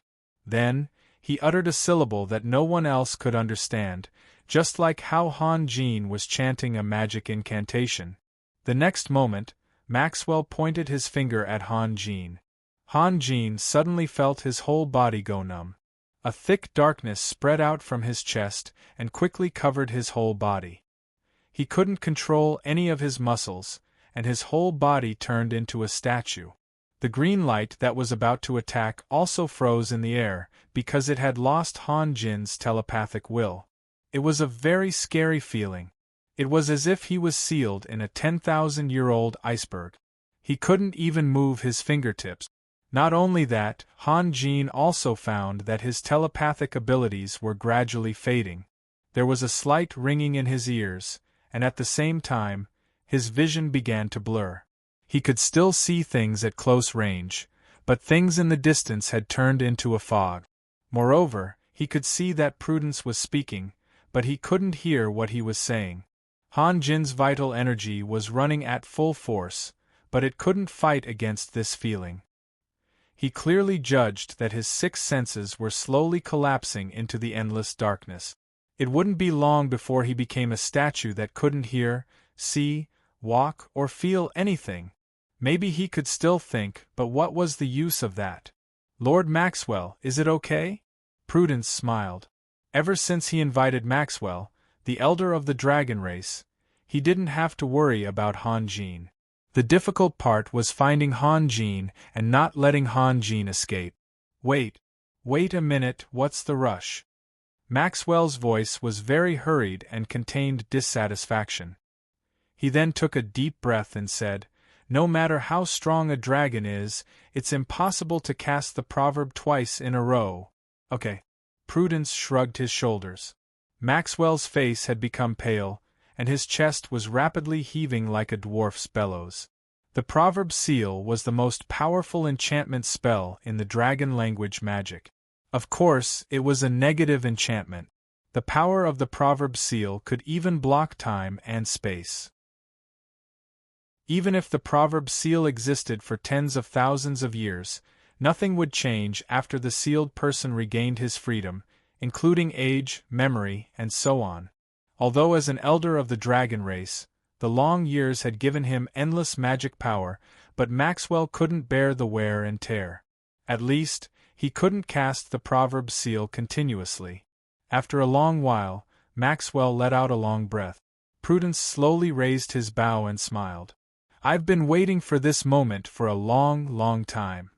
After saying that, he pulled the bowstring, but the corner of his eyes drifted to Maxwell. Maxwell slowly opened his arms. Proverb, obviously, they had enough understanding of Han Jin's magic, and were preparing to launch an attack on Han Jin, who had come back from the dead. At this moment, a bolt of lightning fell from the sky and hit Prudence. Then, several more bolts of lightning fell in succession. Yelena, who was quickly approaching, then cast teleportation and appeared beside Han Jin. A faint magic light curtain appeared out of thin air and firmly wrapped Han Jin in it. "Ha ha!" Prudence smiled as if nothing had happened, but his eyes were full of interest. Yelena's appearance amazed him. Even among the elves, it was rare to see such a beautiful woman. "Seal." Yelena showed a horrified expression. After all, she was a magus and had profound knowledge in the field of magic. She knew what this strongest curse meant. Her eyes fell on Maxwell, and she said in a trembling voice, "Superior dragon, get out of the way, I don't want to make things difficult for you," Prudence said softly. Prudence said softly. He was a gentlemanly elf, and he didn't want to hurt such a beautiful woman. The magic staff in Yelena's hand dropped bit by bit. She knew that she was no match for any of the strong elves in front of her. Then, a heartbreaking beauty bloomed on her face. "What I owe you, I'll pay you back today." The next moment, Yelena's magic staff pointed to the sky with an incomparably firm posture, and huge lightning pillars fell straight down. 9 Grid Thunder Call. Chapter 341. The lightning bolt struck the ground, creating large and small craters. Broken branches and leaves flew everywhere, and dust made of sand and stones rose into the air. However, Maxwell and Prudence remained calm, letting the lightning bolts strike their bodies. Maxwell did nothing, and used his own body to receive the lightning bolts, while Prudence's cloak fluttered without any wind, turning into an impenetrable green barrier, completely covering him. Yelena smiled again. She had expected that her magic would not work, so she smiled even more poignantly. Then, she raised her wand again. "Bastard! Kill her!" Maxwell roared. "Do you want her to alert Raphael?" An idea flashed through her mind. She seemed to have caught on to something. She abruptly turned around and prepared to cast a spell at Han Jin. Prudence had already released his fingertip, and a powerful arrow shot out. It disappeared in a flash, and then the arrow miraculously passed through the obstruction of the magic shield. It appeared out of thin air inside the magic shield and shot into the middle of Yelena's back. An archer like Prudence could almost be regarded as the nemesis of all magicians. His arrow of time and space could pass through all barriers and appear in front of the target. If one wanted to fight against Prudence, one must intercept the arrow of time and space as soon as it appeared, just like Dismark in the Holy Crown City. Otherwise, one could only wait for death. As a group of magicians, they did not have the advantage in terms of reaction speed. In a split second, they could not even complete a spiritual lock, let alone intercept it. Furthermore, Yelena was only a magister, while Prudence was already a 12th level master. Along with a rain of blood, the arrow pierced through Yelena's chest and hit the other end of the magic barrier. With a loud bang, the magic barrier covering a radius of more than 10 meters was destroyed by this small arrow. Yelena was hit by a powerful force and then fell to the ground, but there was an inexplicable smile on her face. If Han Jin did not have another life, she would be powerless because it was impossible for her to break the seal. But now it was much easier. As long as she attacked Han Jin would wake up from the seal. As for her own injuries, she did not know and did not want to know. However, she could no longer release any magic. The unbearable, heart-wrenching pain made it impossible for her to gather her spiritual power. She could only use her arms to support her body and crawl toward Han Jin bit by bit. 2 meters. 1 meter. The distance that could be crossed in a few steps in the past was so far away for Yelena.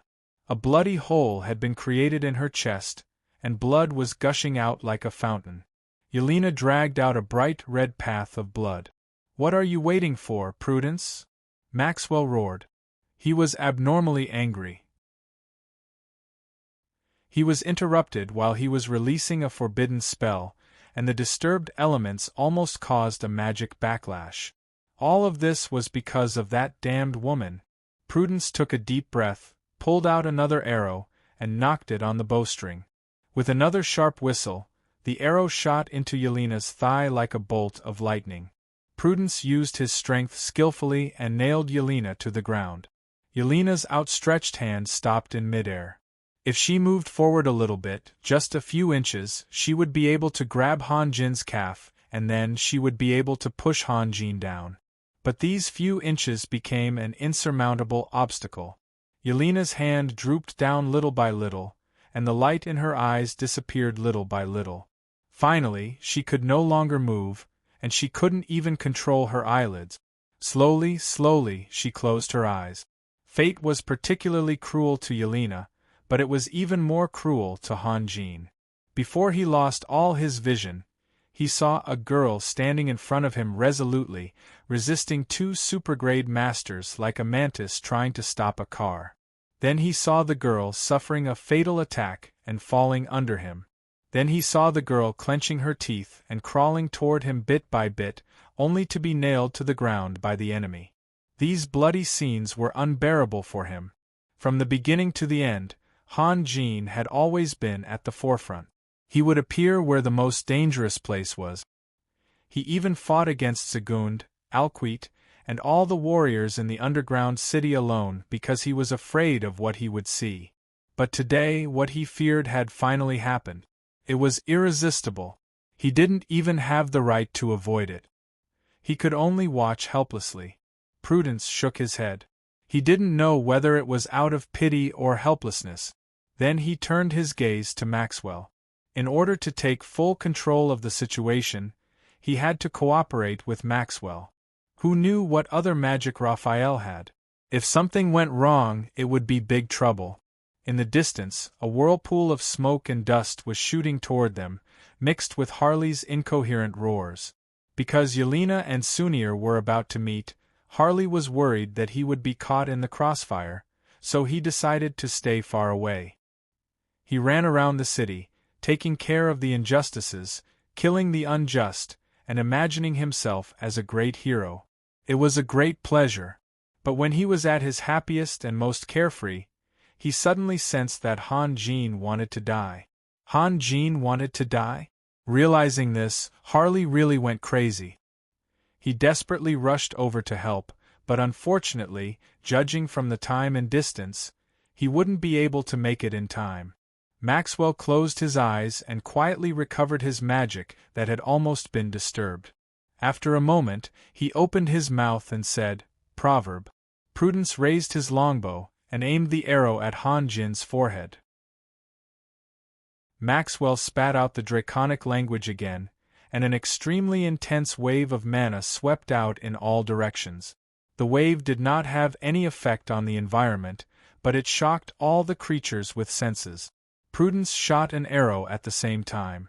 The sharp arrow whistled through the air and hit Han Jin's forehead. With a bang, Han Jin turned into countless splashes of sand and stones. The next moment, his figure appeared in another place. Maxwell's incomparably strong mental strength immediately locked onto Han Jin. He pointed his finger, and before Han Jin could react, his body became stiff again.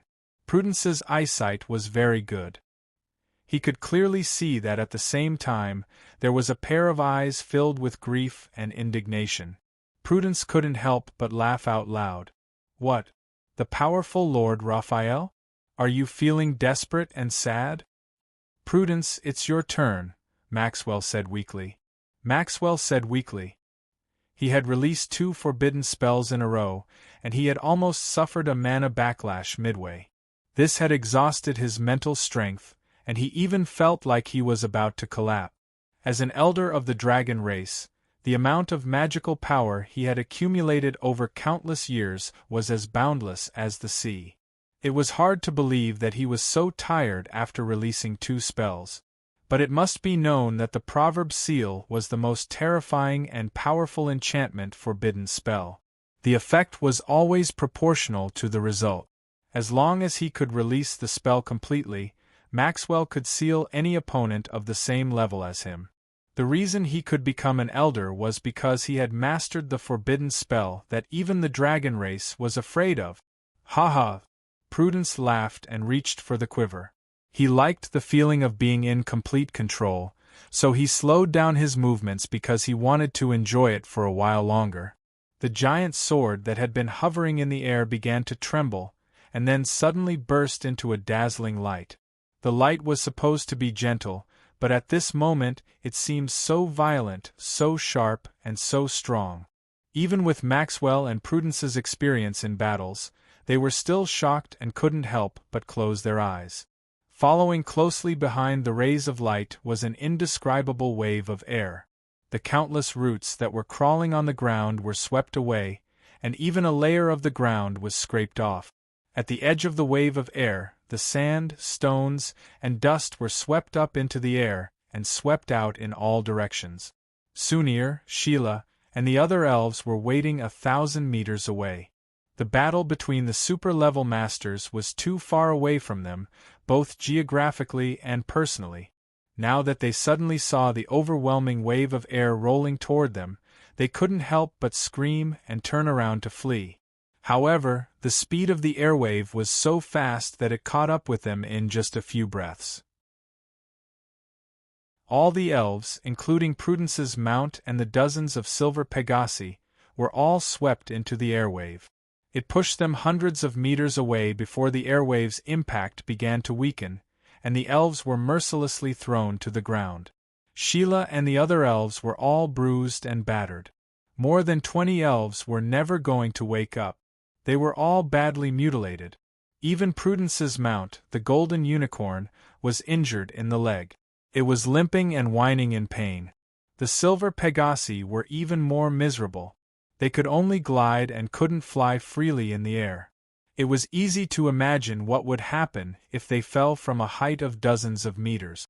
Maxwell and Prudence were indeed super-level masters. They were able to remain unharmed in such a violent wave of air. However, this was only the beginning, not the end. The dazzling sword began to shatter.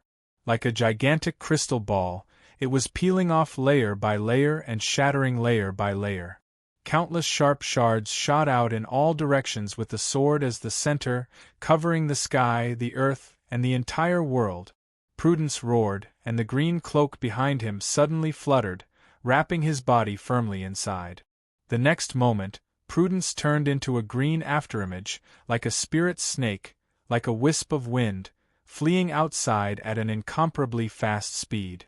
But the speed of the countless sharp fragments was much faster than his. Every fragment that passed by his afterimage would leave a bloody mark, which made Prudence feel unbearable pain. However, he didn't dare to relax at all. He used all his strength to continue to fly away. The more serious the injury, the more painful the injury, the faster he escaped. Maxwell stared blankly for a moment, but it was only because of this moment that he lost his last chance. Then, a magic scroll appeared in Maxwell's hand. With a burst of violent magic fluctuations, a semicircular barrier appeared around Maxwell. It was actually a top-level light elemental defensive spell, Absolute Barrier. The sharp shards kept hitting the Absolute Barrier, leaving unhealed scratches.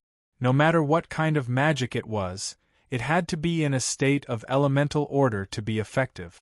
If the scratches on the Absolute Barrier couldn't be healed, then the light elemental order would completely collapse. In just a few breaths of time, the Absolute Barrier turned into countless scattered specks of light. Maxwell swung his right hand and another Absolute Barrier appeared. What was frightening was that as soon as the first Absolute Barrier disappeared, the second Absolute Barrier appeared. This happened in the blink of an eye, but thousands of tiny wounds appeared on Maxwell's body at the same time. His gorgeous robe was riddled with holes, and more than half of the dazzling ornaments on his body were destroyed.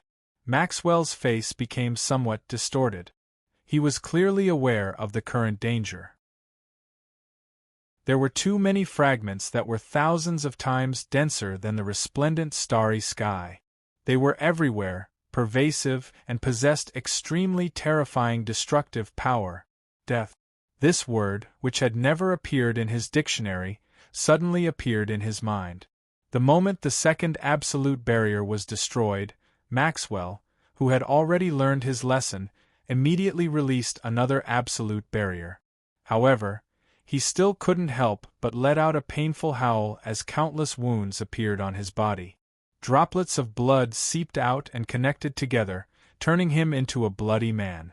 The shape of the greatsword kept shrinking, and the shards that burst out became more and more concentrated. Within a radius of 1,000 meters, it had become a world of flowing light. With a boom, the third Absolute Barrier was also destroyed. This was Maxwell's last Absolute Barrier scroll. He howled in pain as he continued to cast spells. In this moment of life and death, Maxwell displayed the strength of an elder of the dragon race.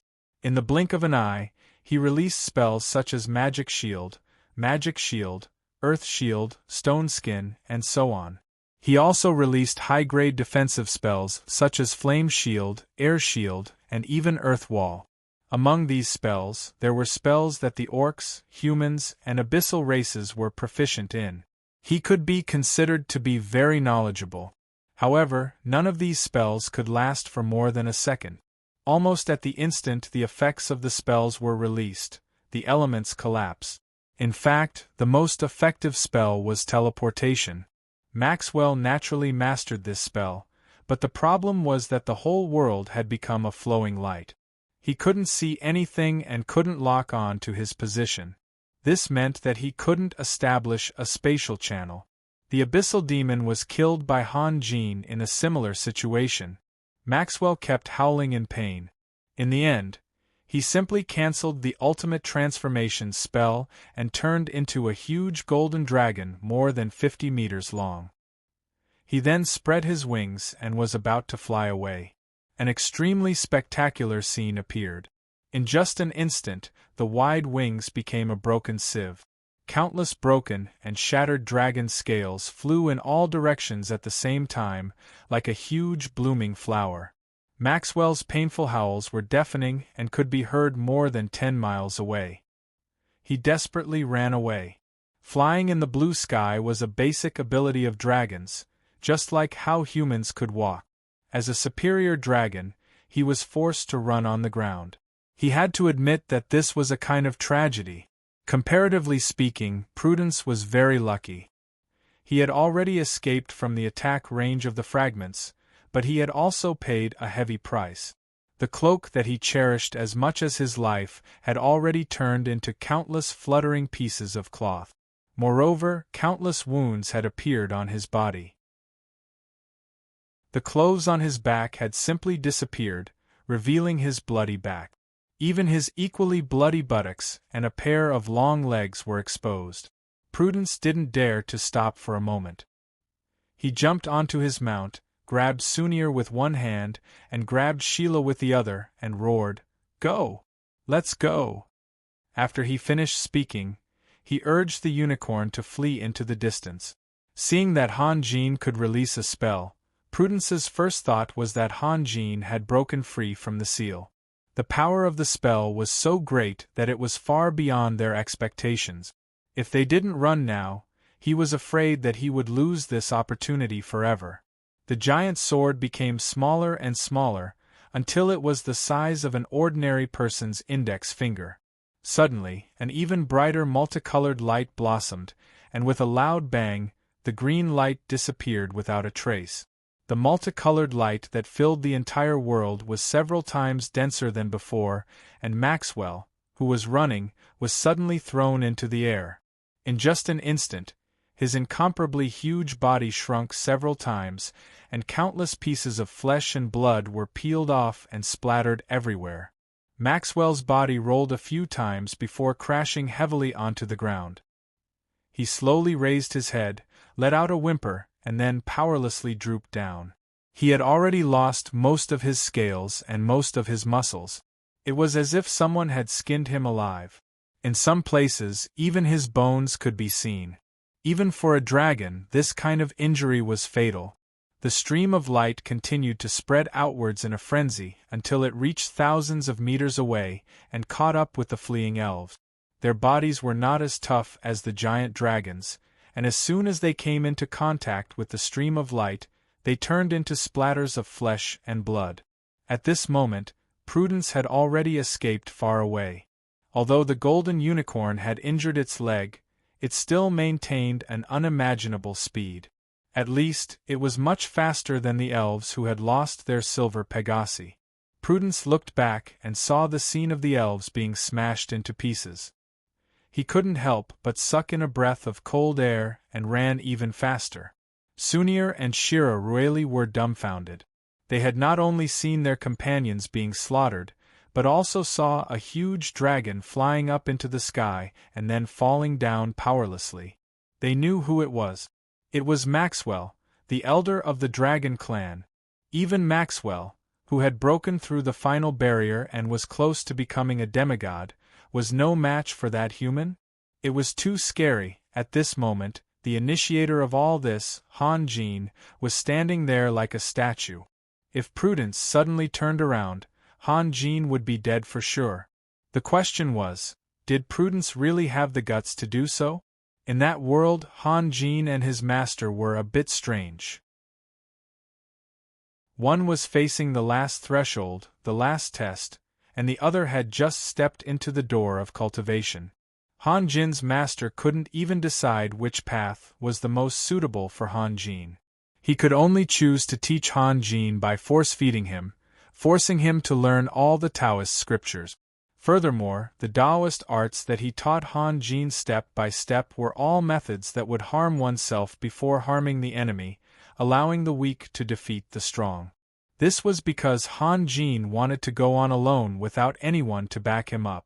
If he encountered a powerful cultivator, he could only rely on these methods to protect himself. Han Jin had asked his master what this method was called. His master pondered for a moment before answering with a smile. Of course, with his master's sour character, he would have named it after a poem, but it was a poem that had been tampered with. Don't be afraid of being smashed to pieces, keep your life in the world.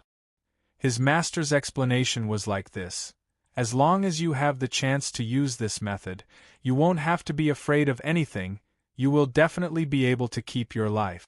Han Jin sneered at his master's explanation. He even found a junior high school language book and strongly requested his master to study the grammar seriously. In the end, he named this method Breaking the Void, thinking that this name was more impressive. As expected, his request was rejected and he was punished for his transgression, but he had already memorized this method. The talisman that triggered "Don't be afraid of being smashed to pieces" was in the green light, but he couldn't do anything after being sealed by magic. From the moment Prudence attacked to the moment when he was sealed again, Han Jin only did two things. First, he activated the talisman and sent a telepathic thought to Yelena. After such a long time, when all the talismans in the green light were added together, The total amount of energy was close to the realm of primordial. Therefore, the explosion of the green light was as terrible as the self-detonation of an earthly immortal. The world finally returned to normal. Maxwell trembled and slowly opened his eyes. Then, he struggled to lift his claws and crawled forward little by little. He was almost skinned and had his muscles shaved, but he was still alive. His perseverance was as tenacious as Yelena's, but Yelena was trying to protect him, while he was trying to save his own life. Maxwell crawled another step forward. At this moment, a muffled whistling sound came from afar. Harley had finally arrived. Harley was the first to notice the huge monster in the distance. It was a strange-looking dragon. Without any hesitation, he screamed and rushed forward. Normally, Maxwell had countless ways to protect himself or attack Harley, but now he could only stare blankly and couldn't move at all. With a boom, blood splattered everywhere. Harley shot into Maxwell's eye socket, causing the dragon's eye, which was several times larger than a washbasin, to spray out crystal water. The powerful impact flung Maxwell's head to the side. The huge monster twitched a few times and stopped moving. No creature could withstand such a cruel attack. Then, wisps of smoke floated out of the dark hole and condensed into a soul-devouring orb again. Harley moved and shot toward Han Jin. "Attack me! Attack me!" Sensing Harley's approach, Han Jin's heart roared wildly. Harley was a weapon spirit. If both of them were willing, they could communicate with each other. However, this connection was limited and vague, absolutely incomparable to real words. Harley was a little surprised. He didn't understand what Han Jin meant. "Attack me! Attack me quickly!" Han Jin's heart was screaming hysterically. He had realized that this terrible magic was tightly bound to his life. With Harley's ability, there was no way he could remove this magic. Thus, he could only rely on himself. To be precise, when his life became weaker, the power of this binding would also weaken. Only then would he have a chance to break free. As for whether Harley would misunderstand his intentions and simply blast a hole in his head, Han Jin couldn't care less. He could save people, and the supreme soul-sealing spell was a supreme Taoist magic that could save the dying and heal the injured. However, he could only save people.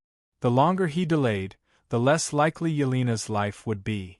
Harley finally saw Han Jin. He also found that Han Jin had been sealed. He was shocked and scared, and his speed involuntarily slowed down.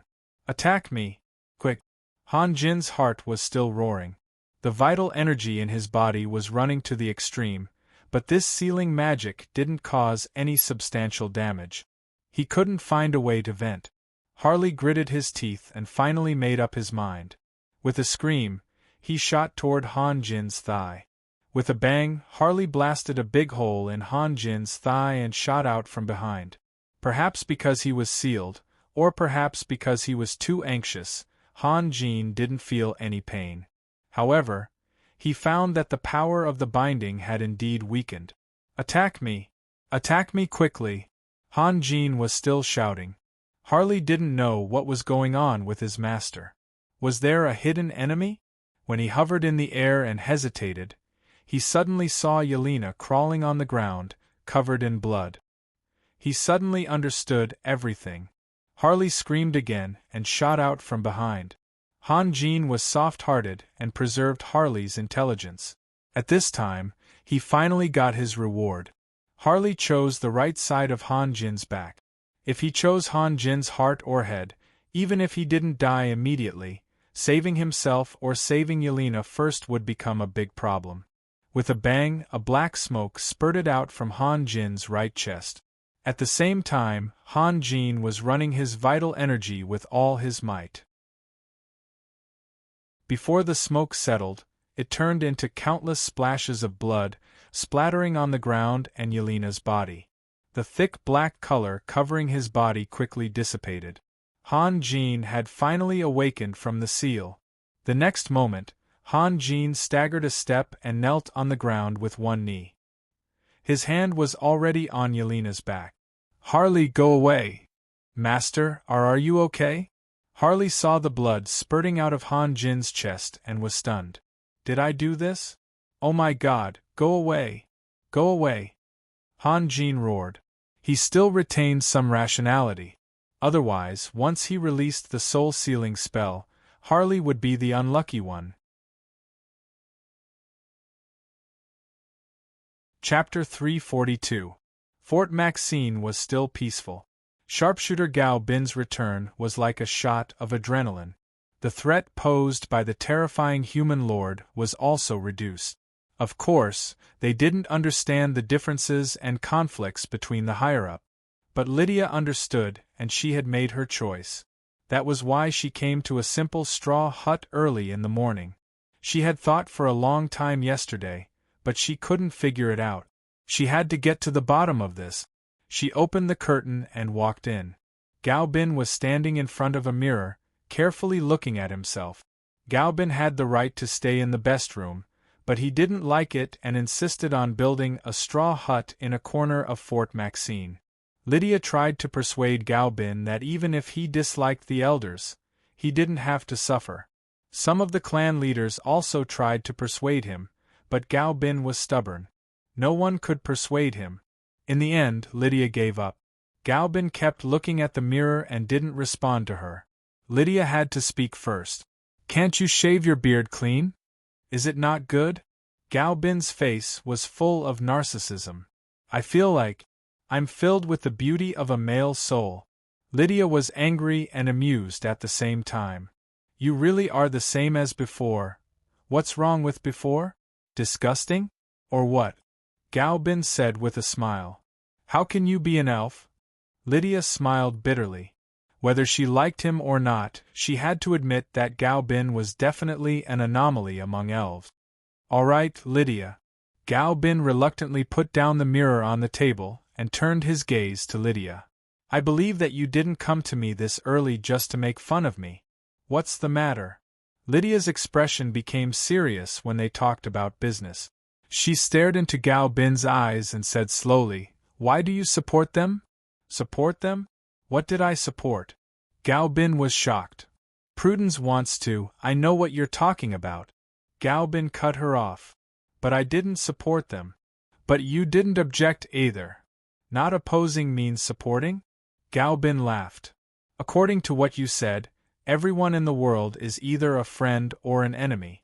I've already talked to Blanche and the others. They've all expressed their support for you. But you'll disappoint them. Gao Bin was silent for a moment before he whispered, Lydia, this is the art of struggle. Art?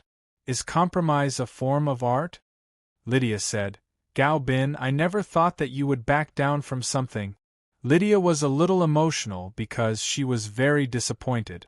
Before the joint meeting, she had been running around contacting all the tribe leaders. Her goal was to build a broad alliance to fight against the United Senate.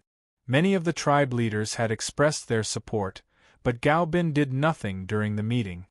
He was almost silent the whole time, which made everyone's jaws drop. Retreat? Those fellows aren't worthy.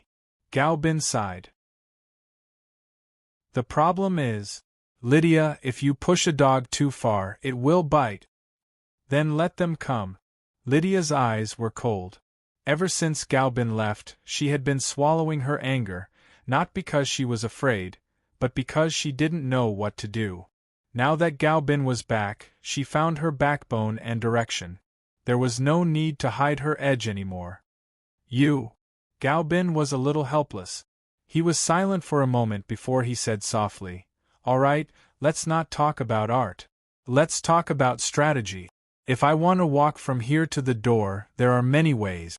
I can ignore everything and walk out in one breath.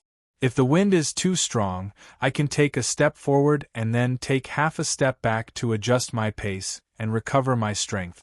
Then, I can walk forward again. If there are traps in this house, then I have to be careful. It's best if I stick to the side and walk step by step. Anyway, as long as I can walk out, I will be the winner. Lydia, no matter what's in the house, whether it's wind or traps, I don't care. It's not bravery, it's stupidity. I understand what you're saying, Lydia said slowly. But what we need right now is not a strategy but a powerful voice outside of the Council of Elders. Gaobin, it's not that we don't have allies. In fact, we have a lot of allies. The Senate has always held all the power in their hands. The title of chief has become a meaningless title. As long as we get the support of the other chiefs and the support of the elves, we can even. Lydia stopped abruptly. What she wanted to say was too rebellious. What can we do? Gaobin smiled. Lydia gritted her teeth. She had nothing to hide in front of this guy anyway. We can even take over the Senate. Lydia, you've grown up. You're no longer the little fool who only knows how to fight. Gaobin sighed. It sounds like this is what you're thinking. I'll try my best to criticize the Senate during the joint meeting. Then you and the other chiefs will support me. Then we'll find a way to mobilize as many elves as possible and take over the Senate? What's wrong with that? Lydia retorted. If it was someone else who called her a little idiot, she would have already shot an arrow at them. But when it came to Gaobin, she didn't lose her temper at all. Besides, she had been treated the same way before, so she was used to it. Yes, but there's a small problem. Gaobin smiled. Let me give you another example. Let's say, I know you hate me and oppose me, but I suddenly hand you a sharp dagger. What does that mean? Lydia frowned and fell into deep thought. There's no need for the Senate to hold a joint meeting. Those things can be dealt with in an internal meeting. But they called all the chiefs here. Don't you know what they're trying to do? Lydia suddenly realized that Gaobin didn't have any power now. His influence and prestige were all based on his previous reputation. Gaobin criticized the Senate during the joint meeting, but he didn't get any support. The chiefs suddenly turned against him and criticized Gaobin together with all the other senators. Gaobin's reputation might be ruined. Thinking of this, Lydia felt a chill all over her body. You're saying they set a trap for us? Lydia asked doubtfully. How can there be such an obvious trap in this world? Gaobin smiled bitterly. The Honorable Great Elder Amter is warning me. This is also a threat. I should stay put, or I'll be asking for trouble. Lydia's heart was filled with bitterness. She didn't expect that everything she carefully planned would be so childish in the eyes of Gaobin and Amter. It seemed that the Senate had already noticed her actions, but they didn't care at all. However, Lydia, the magic arrow, was just like Gaobin. She was a different kind of elf. Her madness not only struck fear into the hearts of her enemies, but also her own kind. After being provoked, she did not back down. Instead, she hardened her heart and said, So what? Prudence obtained the power of space from God's mark, and your power is just enough to restrain him. Plus, If Great Elder Amter heard Lydia's words, he would be very distressed. He wasn't afraid of Lydia using her brain, but he was afraid of Lydia using her hands. In fact, Lydia had indeed persuaded some of the clan leaders, such as Blanche, but Uptula never interfered or made any adjustments. He allowed the clan leaders to continue exercising their daily power and even spread anti-war opinions everywhere. In the end, it was because he was afraid that this madwoman would suddenly go berserk. The overall strength of the elves was relatively strong, but there weren't many real superior grade masters. Prudence was one, Gaobin was another, and Lydia was definitely one. Compared to the other two, Lydia was the most admirable because she didn't rely on anyone. She relied on her own crazy and hard work to cultivate. I don't want to shed blood, no matter if it's ours or theirs. Gaobin heaved a soft sigh. If we make them bleed today because of our different ideals, then decades or centuries later, other elves may make us bleed because of our different ideals. This is a terrifying vicious cycle that will never end. He did think of using a white knife to get in and a red knife to get out. Lydia was a lunatic in action, but he was a lunatic in the mind. There was nothing that he didn't dare to think about.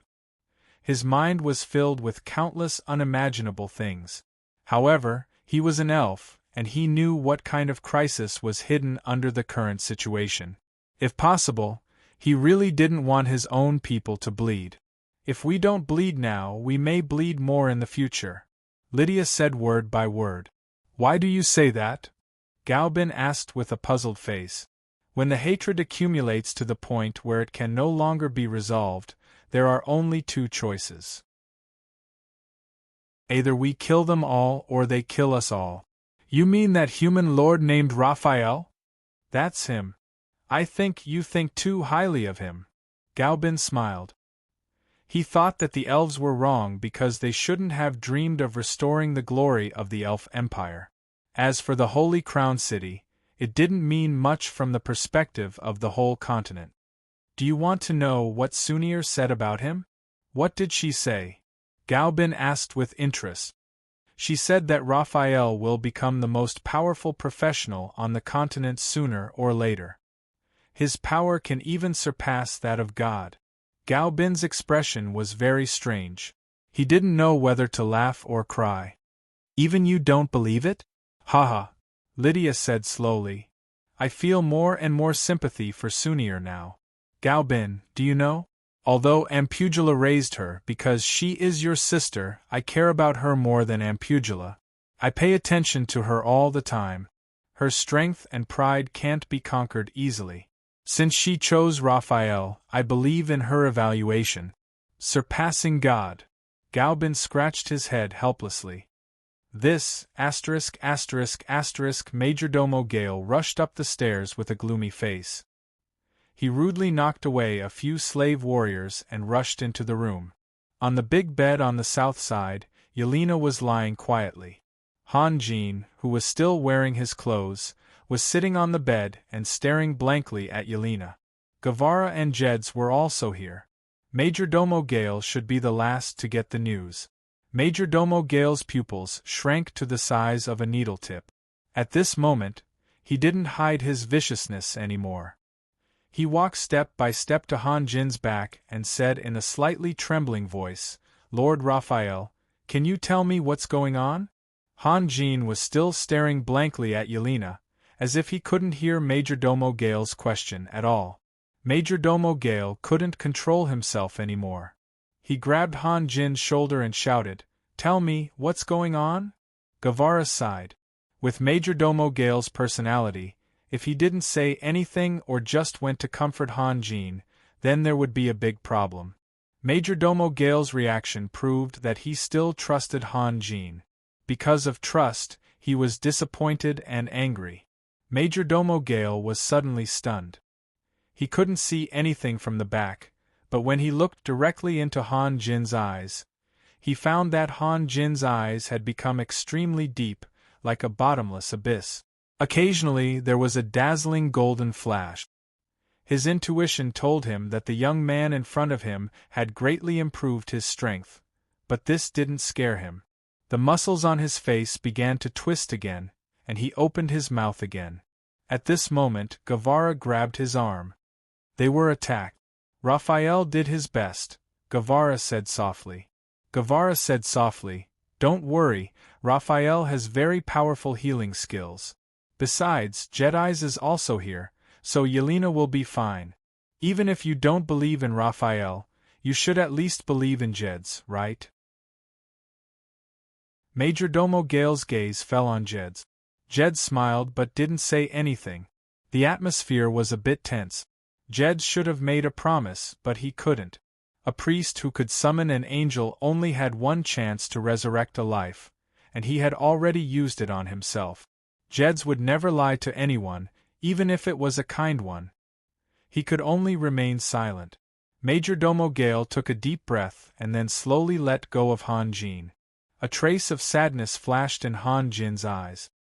He lowered his head and sat down on the bed again, staring at Yelena. Majordomo Gale was also looking at Yelena. Unlike Han Jin, Majordomo Gale's eyes were full of sadness, pity and self-blame. If he hadn't forced Yelena and Han Jin to go out together, this wouldn't have happened. Ahem. Guevara coughed. Raphael, what happened? Tell us in detail. With your strength, you shouldn't have been unable to protect Yelena. Han Jin turned a deaf ear, and his gaze never left Yelena. Guevara was a bit helpless. In fact, he didn't want to ask, but he wanted to appease Majordomo Gale. However, ever since he saw Han Jin had been like this. No matter who spoke, he would ignore them. There was nothing Guevara could do. Guevara's eyes turned and fell on Harley. He said softly, "Harley." Harley had been standing there obediently. He didn't expect Guevara to suddenly call his name and was shocked. "Come out with me, I have something to ask you," Guevara said. "Oh, okay." Harley looked at Han Jin timidly. Seeing that Han Jin didn't respond, he slowly floated away from the corner. Majordomo Gale knew what Guevara wanted to ask, but he wanted to know what happened. He turned and followed Harley out. Jeds also wanted to know. He reached out and patted Han Jin's shoulder. He sighed and walked outside, slowly closing the door. "Harley, tell me the truth. What happened?" Guevara's face was very serious. Everyone knew Han Jin's true strength. If it were any of them, it would be very difficult for them to defeat the Bloodbreed's ancestor, Alquite.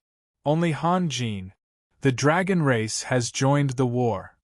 Harley replied in a low voice. "We all know that the dragon race has joined the war. How could Raphael not know? He must have a plan. How could he let Yelena? That dragon is very powerful." "Only one giant dragon?" Guevara and Jeds asked at the same time. This was even more impossible. To the dragon race, Han Jin was simply an executioner. They didn't know how many dragons he had killed. How could he be forced into such a situation? But that colossal dragon can release magic," Harley said. "I've sensed 2 extremely terrifying magic waves." "Dragon magic?" Guevara was shocked. "Do you know the name of that dragon?" "I think it's called." Harley became hesitant. When he saw Han Jin's grief and almost half crazy, he was scared silly.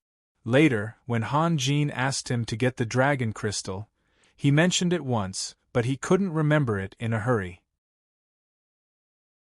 "What's it called?" Majordomo Gale was impatient. "I think it's called Maxwell."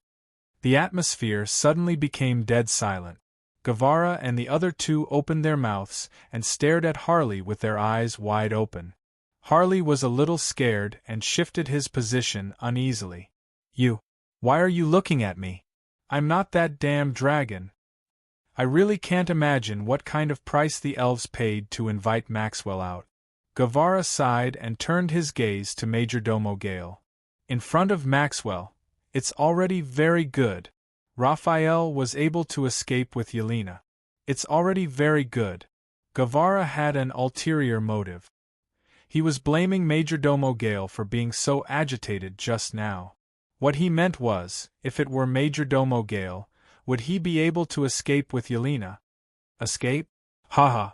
Harley had been controlling his voice so as not to disturb his master, who was in a bad mood, but when he heard such a superficial judgment, he finally got carried away. "Why should we escape?" Guevara and the other 2 were dumbfounded.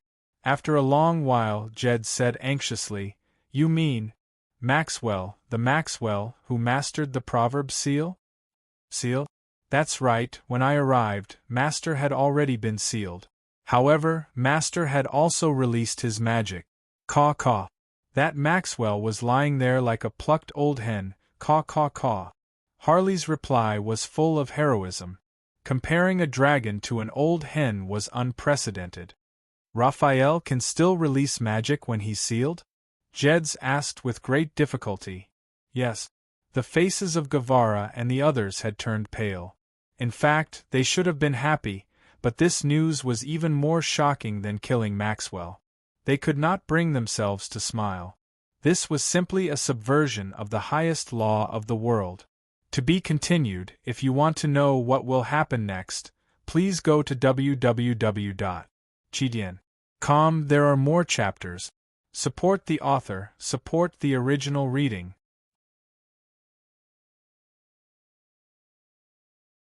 Chapter 343. 3 days had passed, and Yelena still had not opened her eyes. However, no one dared to blame Han Jin anymore. Even Majordomo Gale, who was in the most pain, had forgiven Han Jin.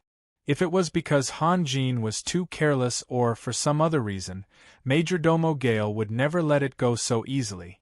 However, his opponent was Maxwell, the elder of the dragon race, so what could he say? Guevara was right. It was not easy for Han Jin to bring Yelena back. At least now, Yelena was still breathing and was not dead. Moreover, since he had already been involved, the risk was unavoidable. Following Grand Duke Solomon, Majordomo Gale had gone through countless choices. Some of them succeeded, and some of them failed. After all, Grand Duke Solomon was not a god. There were always mistakes made, and many people had sacrificed for Grand Duke Solomon's mistake. In his opinion, there was still a certain gap between Han Jin and Grand Duke Solomon. Even the Grand Duke could not ensure that nothing would go wrong, so he could not blame Han Jin. Between emotions and reason, he chose the latter. The most important thing was that everyone was busy and nervous. Majordomo Gale did not have the energy to blame Han Jin for his mistakes, because Han Jin did not kill an ordinary dragon. How could Dragon City sit by and do nothing? The Holy Crown City was very likely to suffer from the ferocious revenge of the dragon race. In this chaotic world, justice was just a smelly fig leaf. No matter who needed it, justice could be hung in front of their crotch. From the perspective of the Holy Crown City, they were suddenly attacked by the elves, so of course they were righteous. The dragon race actually sent a dragon to participate in the war, which was purely aiding the evildoers, so they deserved to be killed. From the perspective of Dragon City, a noble elder was killed by a human, which was an insult they could never forgive. Influence was a very mysterious thing. No matter the situation, or the general trend, it was always mixed with a sense of involuntary feeling. At first, Majordomo Gale did not want to participate. He came to isolated Cliff City only to protect Yelena, but then Guevara appeared, and then Jedis appeared, which made Majordomo Gale tempted. The capital of elements and Fado City had been fighting for decades. The war between the two sides had evolved into a pattern or even a habit. Majordomo Gale could no longer find the passion to start a business. It could be said that he had been lonely for many years. Majordomo Gale had carefully analyzed the situation in the surrounding area. Except for Chisholm's Cold Shadow City, which was a bit troublesome, the other cities, such as Zagund, Dismark, Molishan, and the Elves' Wild Willow City, were not very strong. The Bite Man could even be ignored. However, Han Jin had many strong people around him, so it was only a matter of time before he conquered these cities. Joining this group was the icing on the cake, and building a deep friendship with a rising lord with a bright future. It was the best of both worlds.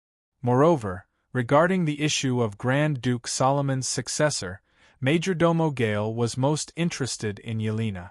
The Grand Duke's eldest son was narrow-minded and had a gloomy personality. He was even willing to kill his own sister, which disappointed Majordomo Gale. The Grand Duke's second son was too kind and unambitious. He was a typical, muddling young master. Only Yelena was the most malleable, and she was a magus. Majordomo Gale hoped that Yelena could grow quickly while assisting Han Jin in his expeditions. In the future, she would naturally be qualified and able to inherit the glory of the capital of elements.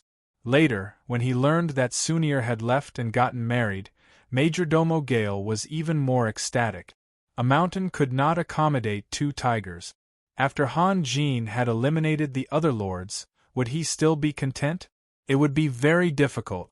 What if Han Jin extended his claws and fangs to the capital of elements? Now, the most worrying problem had been solved. As long as Han Jin and Yelena were together, everything would become their family matter. As for whether the future capital of the Grand Duchy would be set up in the capital of elements, Majordomo Gale did not care. He only cared about the inheritance of the Grand Duke's bloodline. However, it was easier to get on the boat than to get off the boat. Majordomo Gale only thought that it was just icing on the cake and taking advantage of the situation. Who knew that accidents would happen one after another? The distant ancestor of the vampires, Alquite, suddenly appeared beside Zagund with 7 more abyss demons. This was a blow to Majordomo Gale. If he had known that there would be so many powerful enemies, perhaps he would have forcibly taken Yelena away. Fortunately, Han Jin lived up to everyone's expectations. He solved all the headaches almost without the need for everyone's efforts. Majordomo Gale had just breathed a sigh of relief when the elves united again. The powerful army had formed an overwhelming advantage. The problem of the elves had not been solved, and Han Jin had killed another dragon elder. The pressure was too great. Majordomo Gale suddenly realized that he was really old. When he was with the Grand Duke, no matter how powerful the enemy was, they could still talk and laugh freely. But now, he seemed to be afraid of the slightest thing. But since he had already come this far, he could not back down. Was his life's wisdom going to be destroyed in a day? Majordomo Gale did not want to become a laughingstock when he was old. For the next 3 days, Han Jin rarely went out. Most of the time, he just sat on the edge of the bed and stared at Yelena, who was still in a deep sleep. When he broke free from the seal, Yelena's aura was already gone.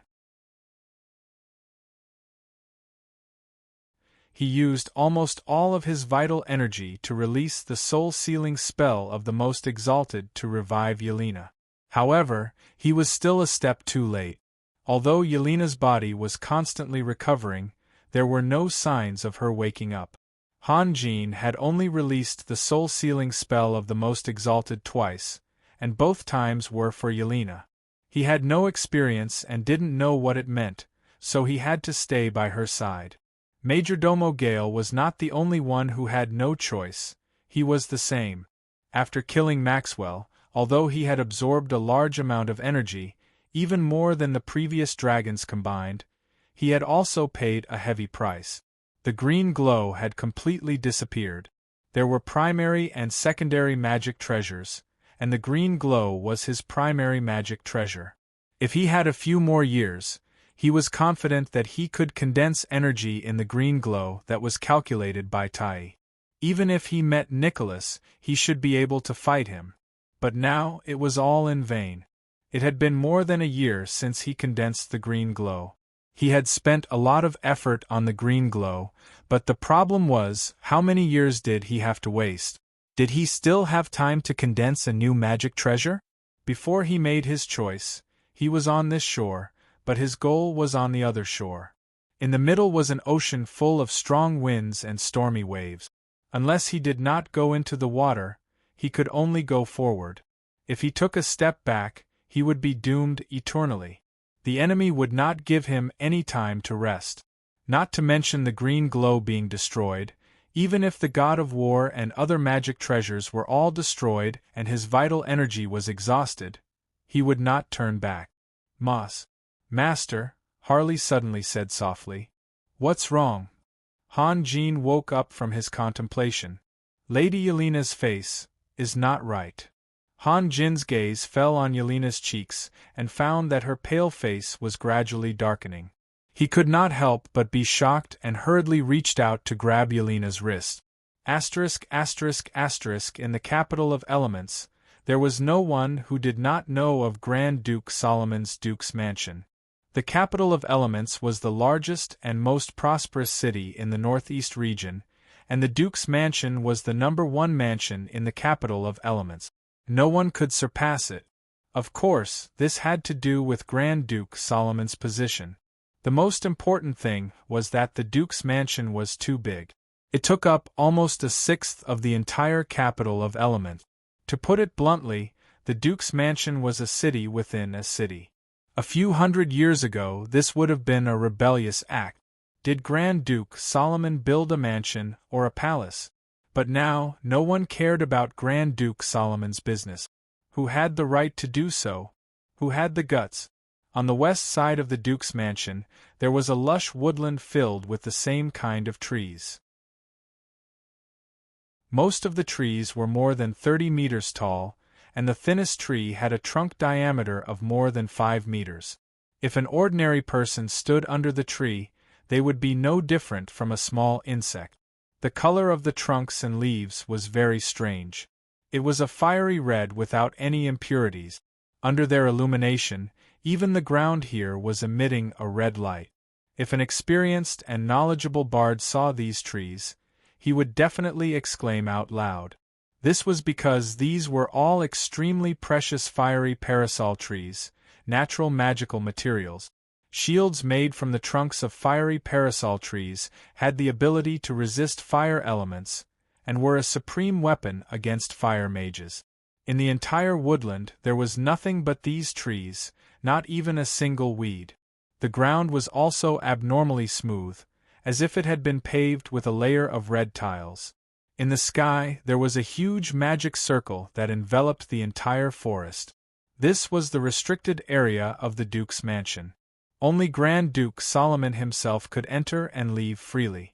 Not to mention the soldiers and servants in the mansion, even Grand Duke Solomon's second son, Edison, who was the most mischievous when he was young, did not dare to cross the line. An old man was strolling in the woodland. It was Grand Duke Solomon. In reality, he was only around 50 years old, but his appearance was far older than his age. His forehead was covered with knife-like wrinkles, and his sideburns were snow-white. On his thin cheeks there were age spots, and the largest one was almost the size of a person's fingernail. His shoulders were very wide, but his back was a little bent, as if he was carrying an invisible weight. Although the robe he wore fit him well, the material was very ordinary. He held a black cane in his hand, and his once slender fingers had now become bony, like withered bamboo. From head to toe, other than that old appearance that made people sigh, there was nothing out of the ordinary about him. If he walked out of the Duke's mansion and onto the streets, he would immediately blend into the crowd. He walked very slowly, because he had to stop after a few steps and violently cough for a while. Sometimes he would not cough, and would only stand there and desperately gasp for breath. Because of his poor breathing and violent coughing, his face was slightly red, and tears flowed out from the corners of his eyes. However, his eyes always carried a faint smile.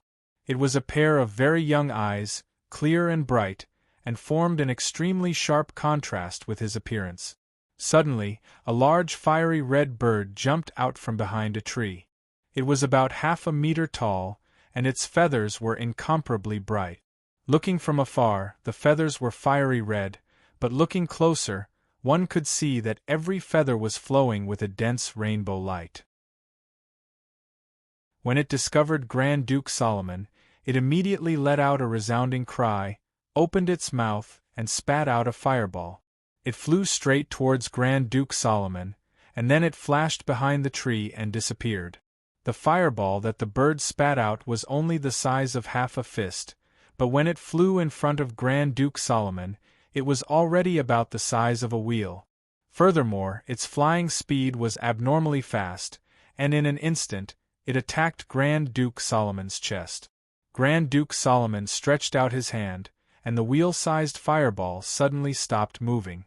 It was hard to imagine that the unbridled meteor would become so obedient, and then the fireball flew straight up into the sky. Grand Duke Solomon shook his head and continued walking forward. In that instant, he emitted a pressure that was enough to make an ordinary person's heart stop beating, but now he had returned to being an ordinary old man.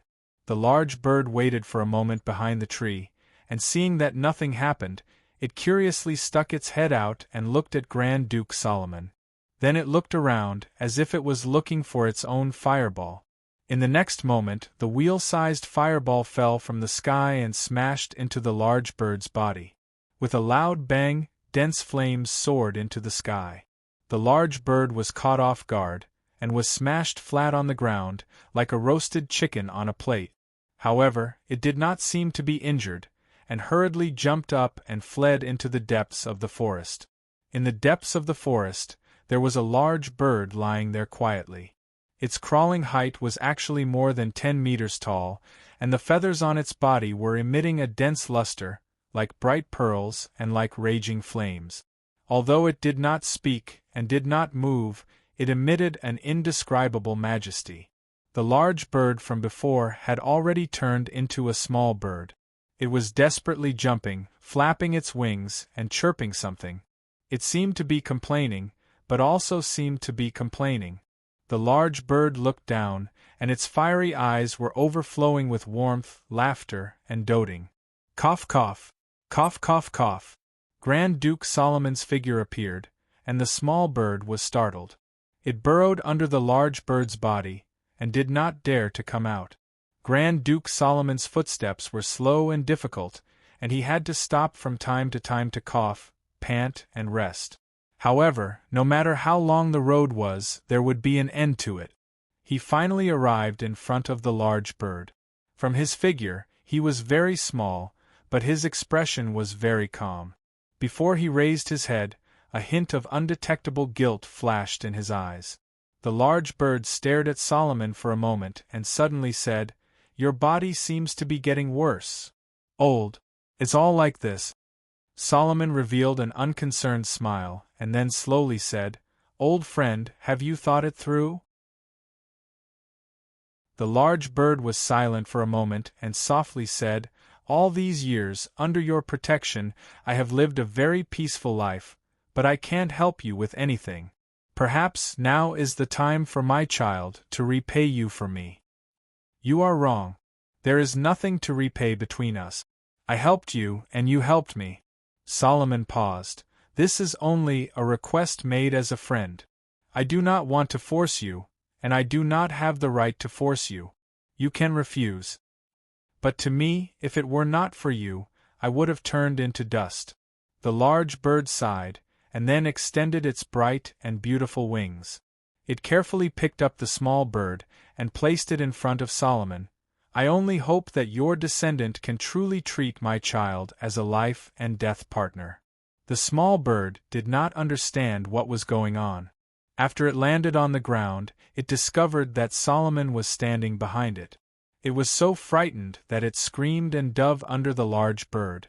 Solomon coughed violently again, and then panted for a moment and slowly said, "You do not need to doubt the friendship between them. She is my child, and no one can understand her better than I do. If you do this, Jared will hate you for the rest of his life," the large bird said softly. "Don't tell me you want me to choose Jared? I guess, if that is the case, you will definitely refuse me." Solomon laughed. The large bird sighed softly, and did not say anything. "Besides, I have never minded others hating me," Solomon said faintly. "Hatred is just a way for the weak to comfort themselves when they are helpless. But Jared is still your child. Because of this, I cannot choose him." Solomon sneered. "He only knows how to hate. He hates this and that, but he never reflects on himself and never thinks about how to do better. Haha. My evaluation seems to be a bit too extreme. Seriously speaking, if he were in my position, he would be able to do one thing well." "What is it?" "He destroyed my elemental capital. In this regard, Edison and Yelena cannot compare to him." "But I think that among your 3 children, Jared is the smartest," the large bird said softly. "But this is your family matter, you do not need to care about my opinion. Smart? Petty tricks will not achieve great things, and a smart person who only knows how to scheme against his own people is destined to be pitiful." Solomon shook his head. "He is like a poisonous snake. Other than being hated, what can he gain? Although he has many friends, they are only with Jared out of fear. They are afraid that they will become the target of attack. If Jared is at a disadvantage, there will be countless feet stepping on him." "Actually, you are not wrong." The large bird's voice had a hint of a smile. "If you choose Jared, I will definitely refuse your request." As the large bird spoke, it pulled the little bird out again. The little bird was so anxious that it tried its best to jump out, but it could not jump out. Solomon took out a small bottle from his bosom. It was half filled with a bright red liquid. "Looks like you are already prepared. There is not much time left, I want to leave in peace." Solomon casually extended his crutch and pointed it at the little bird. With a burst of magic fluctuations, the little bird couldn't move and could only stare at Solomon with frightened eyes. "There is not much time left? To be able to survive this year is a victory for me," Solomon said softly. "Old friend, I am going to start."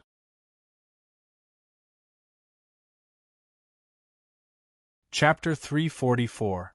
The milk in the cup was hot, but her heart was even hotter. Yelena held a cup of milk and drank it while stealing glances at Han Jin from time to time. These days, Han Jin would stay in her room for a long time every day. Sometimes he would even cultivate in her room. This kind of satisfaction and happiness was really hard to describe with words, at least not Yelena. She only knew that if she was given a garden and she was the only one in it, she would not have to worry about anything. She would sing and dance nonstop, and she would vent all her strength. She, who had never believed in any god, really wanted to be grateful. Han Jin sat on the edge of the bed, holding a few long swords in his hands and comparing them with each other. Although his appearance was very handsome, it was somewhat feminine. Of course, it was not as obvious as Prudence's, but after a long period of bloody tempering, there was a kind of murderous aura that could not be dispersed between his eyebrows. That gentleness was completely covered up, or it could be said that it had completely disappeared. From Yelena's point of view, Han Jin's side profile still looked sharp and intimidating. His slightly frowning eyebrows, and his eyes that occasionally flashed with golden light, were something that Yelena would never get tired of looking at. The current Han Jin could no longer be described as handsome.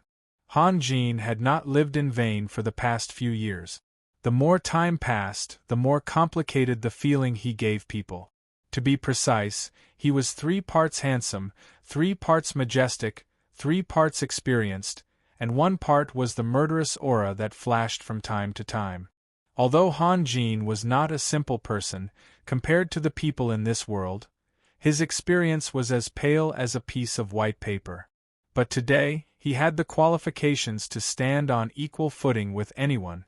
Han Jin was thinking about how to refine his flying sword, but he was not satisfied with the swords he had collected so far. The Fire Dragon sword was a good choice, but according to Yelena, the Fire Dragon sword was a set of swords with the divine power of the dragon. It would be a waste to destroy it and refine it into his own flying sword. Han Jin already had candidates in mind for the Fire Dragon sword. One was Morrison's and the other was Winston. Morrison's was his most trusted friend, but the battle skill that Han Jin practiced was the Star River battle skill, which meant that he could not fully unleash the power of the Fire Dragon sword. On the other hand, Winston practiced the Flame battle skill, which was suitable for him to wield the Fire Dragon sword. However, he was not as close to the Fire Dragon sword as Morrison's was. No matter which one he chose, there must be a reason behind it. It was said that men who were serious were the most interesting. Yelena was almost mesmerized by him. It turned out that not only men liked to admire women, but women also liked to admire them. Because she was too lost in thought, and because she had to cover up her peeping, she didn't notice the milk flowing down the corner of her mouth and dripping onto the bedding. Han Jin's ears were very sharp. He suddenly turned around and saw the milk stains on the quilt. He also saw Yelena's evasive eyes. He could not help but shake his head and laugh. "It's good to eat. Why are you acting like a thief?" Only then did Yelena realize that the milk had spilled out. She blushed and drank the milk in a few mouthfuls to hide her embarrassment. Then she wiped her mouth and fell back on the bed. "Do you want to eat something else?" Han Jin asked. Yelena thought seriously for a moment and shook her head. "Then have a good rest," Han Jin said as he pulled the quilt over Yelena. "Raphael, I want to, What do you want to do?" "I want to take a walk in the city." Yelena bit her lips. "No, you haven't recovered yet. Han Jin flatly refused. Don't. I've been lying in bed for 7 or 8 days. Yelena said coquettishly. Just go for a walk for a while, okay? No, no. Han Jin shook his head, but his tone seemed to be less resolute. I'm fine. I'm really fine. Look. Yelena sat up and stretched out her arms in an exaggerated gesture. She then hugged Han Jin's arm and begged, Can't you please? I'm suffocating. Han Jin was a little lost. During their days of love, Sunir had never begged him. More often than not, it was a kind of discussion based on the equality of their personalities. If it was okay, then it was okay. If it wasn't, then it wasn't. Sunir would never force him to do anything. Come on. Yelena was still shaking his arm. Okay. Han Jin's heart finally softened. If it were anyone else, they probably wouldn't be able to take it after lying in bed for a few days. What a coincidence. Jed's is holding a groundbreaking ceremony for the church today. I'll take you there to see the fun. Okay, okay. Yelena cheered. Their church is finished so quickly?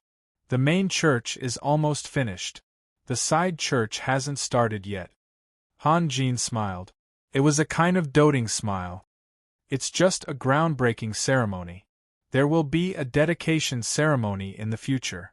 These believers are so troublesome. Yelena couldn't wait to jump off the bed. She stood in front of the mirror and looked at herself. You should pack up first. Han Jin stood up. Should I ask Miriam to help you? No need, I can do it myself. Yelena said with a smile. Han Jin sighed inwardly. Silly girl. Actually, asking Miriam to come wasn't because Yelena couldn't do it herself and needed help. It was a kind of acknowledgement. Everyone knew that Miriam was Stilberg's fiancée, and Stilberg was Han Jin's personal servant. Asking Miriam to take care of Yelena was very important. If it had been a slightly scheming woman, she definitely wouldn't have refused. However, it was also because of her foolishness that Han Jin felt a kind of pure and natural bloom. He really liked it. I'll wait for you upstairs. Han Jin smiled. Okay. Yelena nodded vigorously. She was very happy now, and her face was full of joy. Yelena's awakening and the fact that Han Jin and Yelena were getting closer and closer to each other quickly calmed down the internal turmoil. Everyone returned to their previous lives. Calmness and nervousness were not contradictory. Calmness meant that they had goals, and motivation. Calmness meant that they had peace of mind, while nervousness meant that they had to prepare for war and prepare for the possible revenge of the dragons. There were many people gathered on the large deck. Morrisons, Sassu, and Leger were all there. Guevara and Majordomo Gale were drinking at the side of the ship. No matter how busy they were, they liked to come back to the god of war whenever they had the slightest bit of free time. It was always spring here, and the view from the top always gave people a refreshing feeling. Most importantly, there was something indescribable in the air that made people feel very comfortable. Han Jin walked up to the deck and glanced around. He saw Harley standing at the side of the ship with one hand holding the little Thunderbird and the other pointing at the sky. He didn't know what he was talking about, but he gave off a heroic vibe, as if he was pointing at the world. Harley, get ready to scream, Morrison said with a strange smile. Harley was talking excitedly and was suddenly interrupted. He was very unhappy. He turned his head and saw Han Jin. Sure enough, he immediately screamed. Everyone was used to it. For the past 7 or 8 days, Han Jin seemed to have done something. As long as he saw Harley, he would throw a thunderbolt at him. As for why, no one knew. It seemed to have something to do with some kind of rescue method. However, there was no need to meddle in other people's business. Anyway, the one who hit people was righteous and went straight ahead. The one who got hit seemed to be justified and had no complaints or regret. Harley, come here. I have something to ask you. Han Jin waved his hand. Harley was thinking of a way to escape when he saw Han Jin suddenly calling him. He was stunned and then became excited. Were the days of disaster finally over? Majordomo Gale looked at Harley with a smile, and then turned his eyes to Han Jean. These days, he was the happiest person, and as long as he saw Han Jean, his eyes would become very ambiguous. No matter which plane it was, whether it was recognized or not, the relationship of interests always played a big role in society. However, for an old man who didn't have much time and didn't have any children, the relationship of interests was not so important. Of course, he used to hope that Han Jean could be together with Yelena for the sake of interests. But now, he only hoped that Han Jean could be good to Yelena. "Master, what can I do for you?" Harley asked timidly. Han Jean looked down at the Holy Crown City, and was lost in thought. He muttered to himself, "I have stayed here for 2 days. I didn't expect that an old friend would come here." "Master, what are you talking about?" Harley was puzzled. "Nothing." Han Jean paused and said softly, "Harley, how much do you know about the customs of tattoos?" "Tattoos? I know a little about them. What kind of tattoos are you talking about?" "Well," Han Jean thought for a while, "it's like a pheasant that hasn't grown up yet. Yes, it's similar to a thunderbird when it was young, and it's burning with fire." "Turkey?" Harley asked. "Well, kind of, but compared with a real turkey, it's much smaller." Han Jean nodded. "Harley, what does this tattoo mean?" "You've asked the right person." "Haha." Harley laughed proudly. "You know?" Han Jean was delighted. He always thought that Yelena's attributes had nothing to do with his soul-sealing spell or her vitality.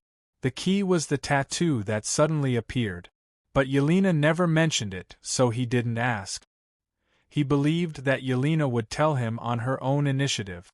However, this question had been lingering in his mind, and he couldn't wait. Of course.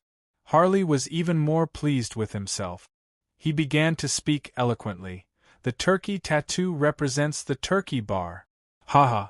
Master, I always thought that although the turkey bar is small, it's much better than Hallister's Night of Bliss. Do you know why? It's a supreme costume. It's a real supreme costume. Although the Phoenix race had a famous name, they were too few in number and were almost extinct. Therefore, not only Han Jean had never heard of them, but even Harley didn't think about it. The Night of Bliss mentioned by Harley was the biggest bar in the Holy Crown City. In other words, it was a huge entertainment city and a place to squander money. Bismarck was the owner of the Night of Bliss. When Han Jean occupied the Holy Crown City, the ownership of the Night of Bliss naturally belonged to Han Jean. However, no one had the relevant management experience, so Hallister was the most suitable. On the day of the siege, Chipango and the Bloody Knight Gerald both suffered great losses. If it wasn't for Gerald's healing spell, Chipango would have died long ago. Later, he became crazy and only calmed down recently. Chipango's injury was considered a work injury, but Han Jean was afraid that he would become emotionally unstable again. Therefore, he sent Chipango as Hallister's assistant to manage the Night of Bliss. Han Jean was a bit stunned.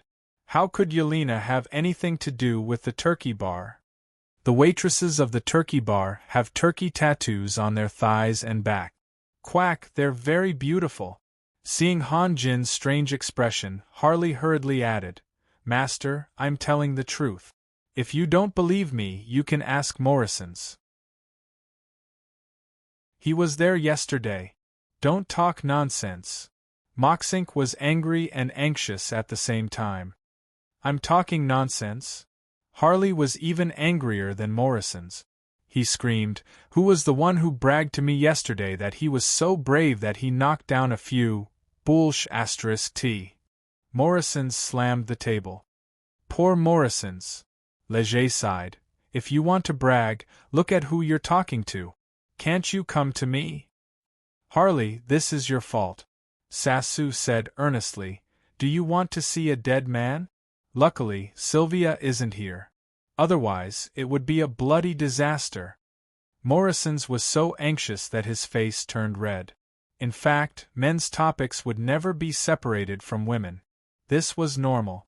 Only hypocrites would deny it. However, this was not the right place. Guevara and Majordomo Gale were sitting here.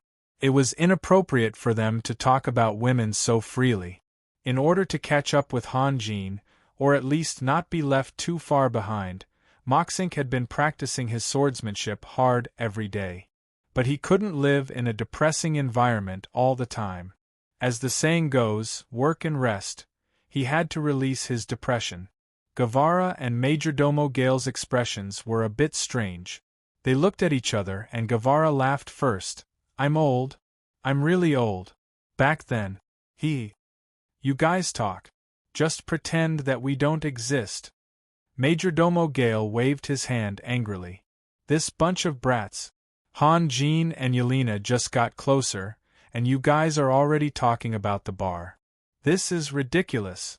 However, Han Jin was here, so he could only pretend that he did not hear anything. Harley was also anxious. Morrison's denial meant that he was not loyal to his master. At this moment, Hogan walked up from below. Harley was pleasantly surprised and hurriedly shouted, "Hogan, have you been to the turkey bar?" Hogan was stunned by the sudden question. He was a smart person. He looked around and saw Sasu and Leger with weird smiles. Morrison's was angry. Guevara's back was facing him, so he could not see. Majordomo Gale's expression was not good either. He hesitated. Tell the truth. You must tell the truth in front of Master. At this moment, Harley was like a god. He was sharp enough to catch Hogan's hesitation. I have been there. Harley's words hit Hogan's Achilles heel. Although he could not figure out why a bar was raised to the level of political loyalty, he had to answer truthfully. Guevara, who had just admitted his old age in front of the public, was deeply shocked. Although Hogan was not young anymore, his strength in this aspect was incomparably superior. Han Jin had let him pick a few female slaves as his maids, occupied the Holy Crown City, gave him a few elves as prisoners of war, and put so many burdens on him. But all of these still couldn't weaken his enthusiasm for women. Quack! Harley became complacent again. Hogan, tell me, are the maids in the turkey bar naked? Do they have tattoos on their thighs and backs? Yes. Hogan said with difficulty. Is it that good? TSK. Leger's eyes revealed a playful look. Someday, I will go there to broaden my horizons. What are you waiting for? Harley waved his bone staff with all his strength. His posture was full of arrogance. Let's go.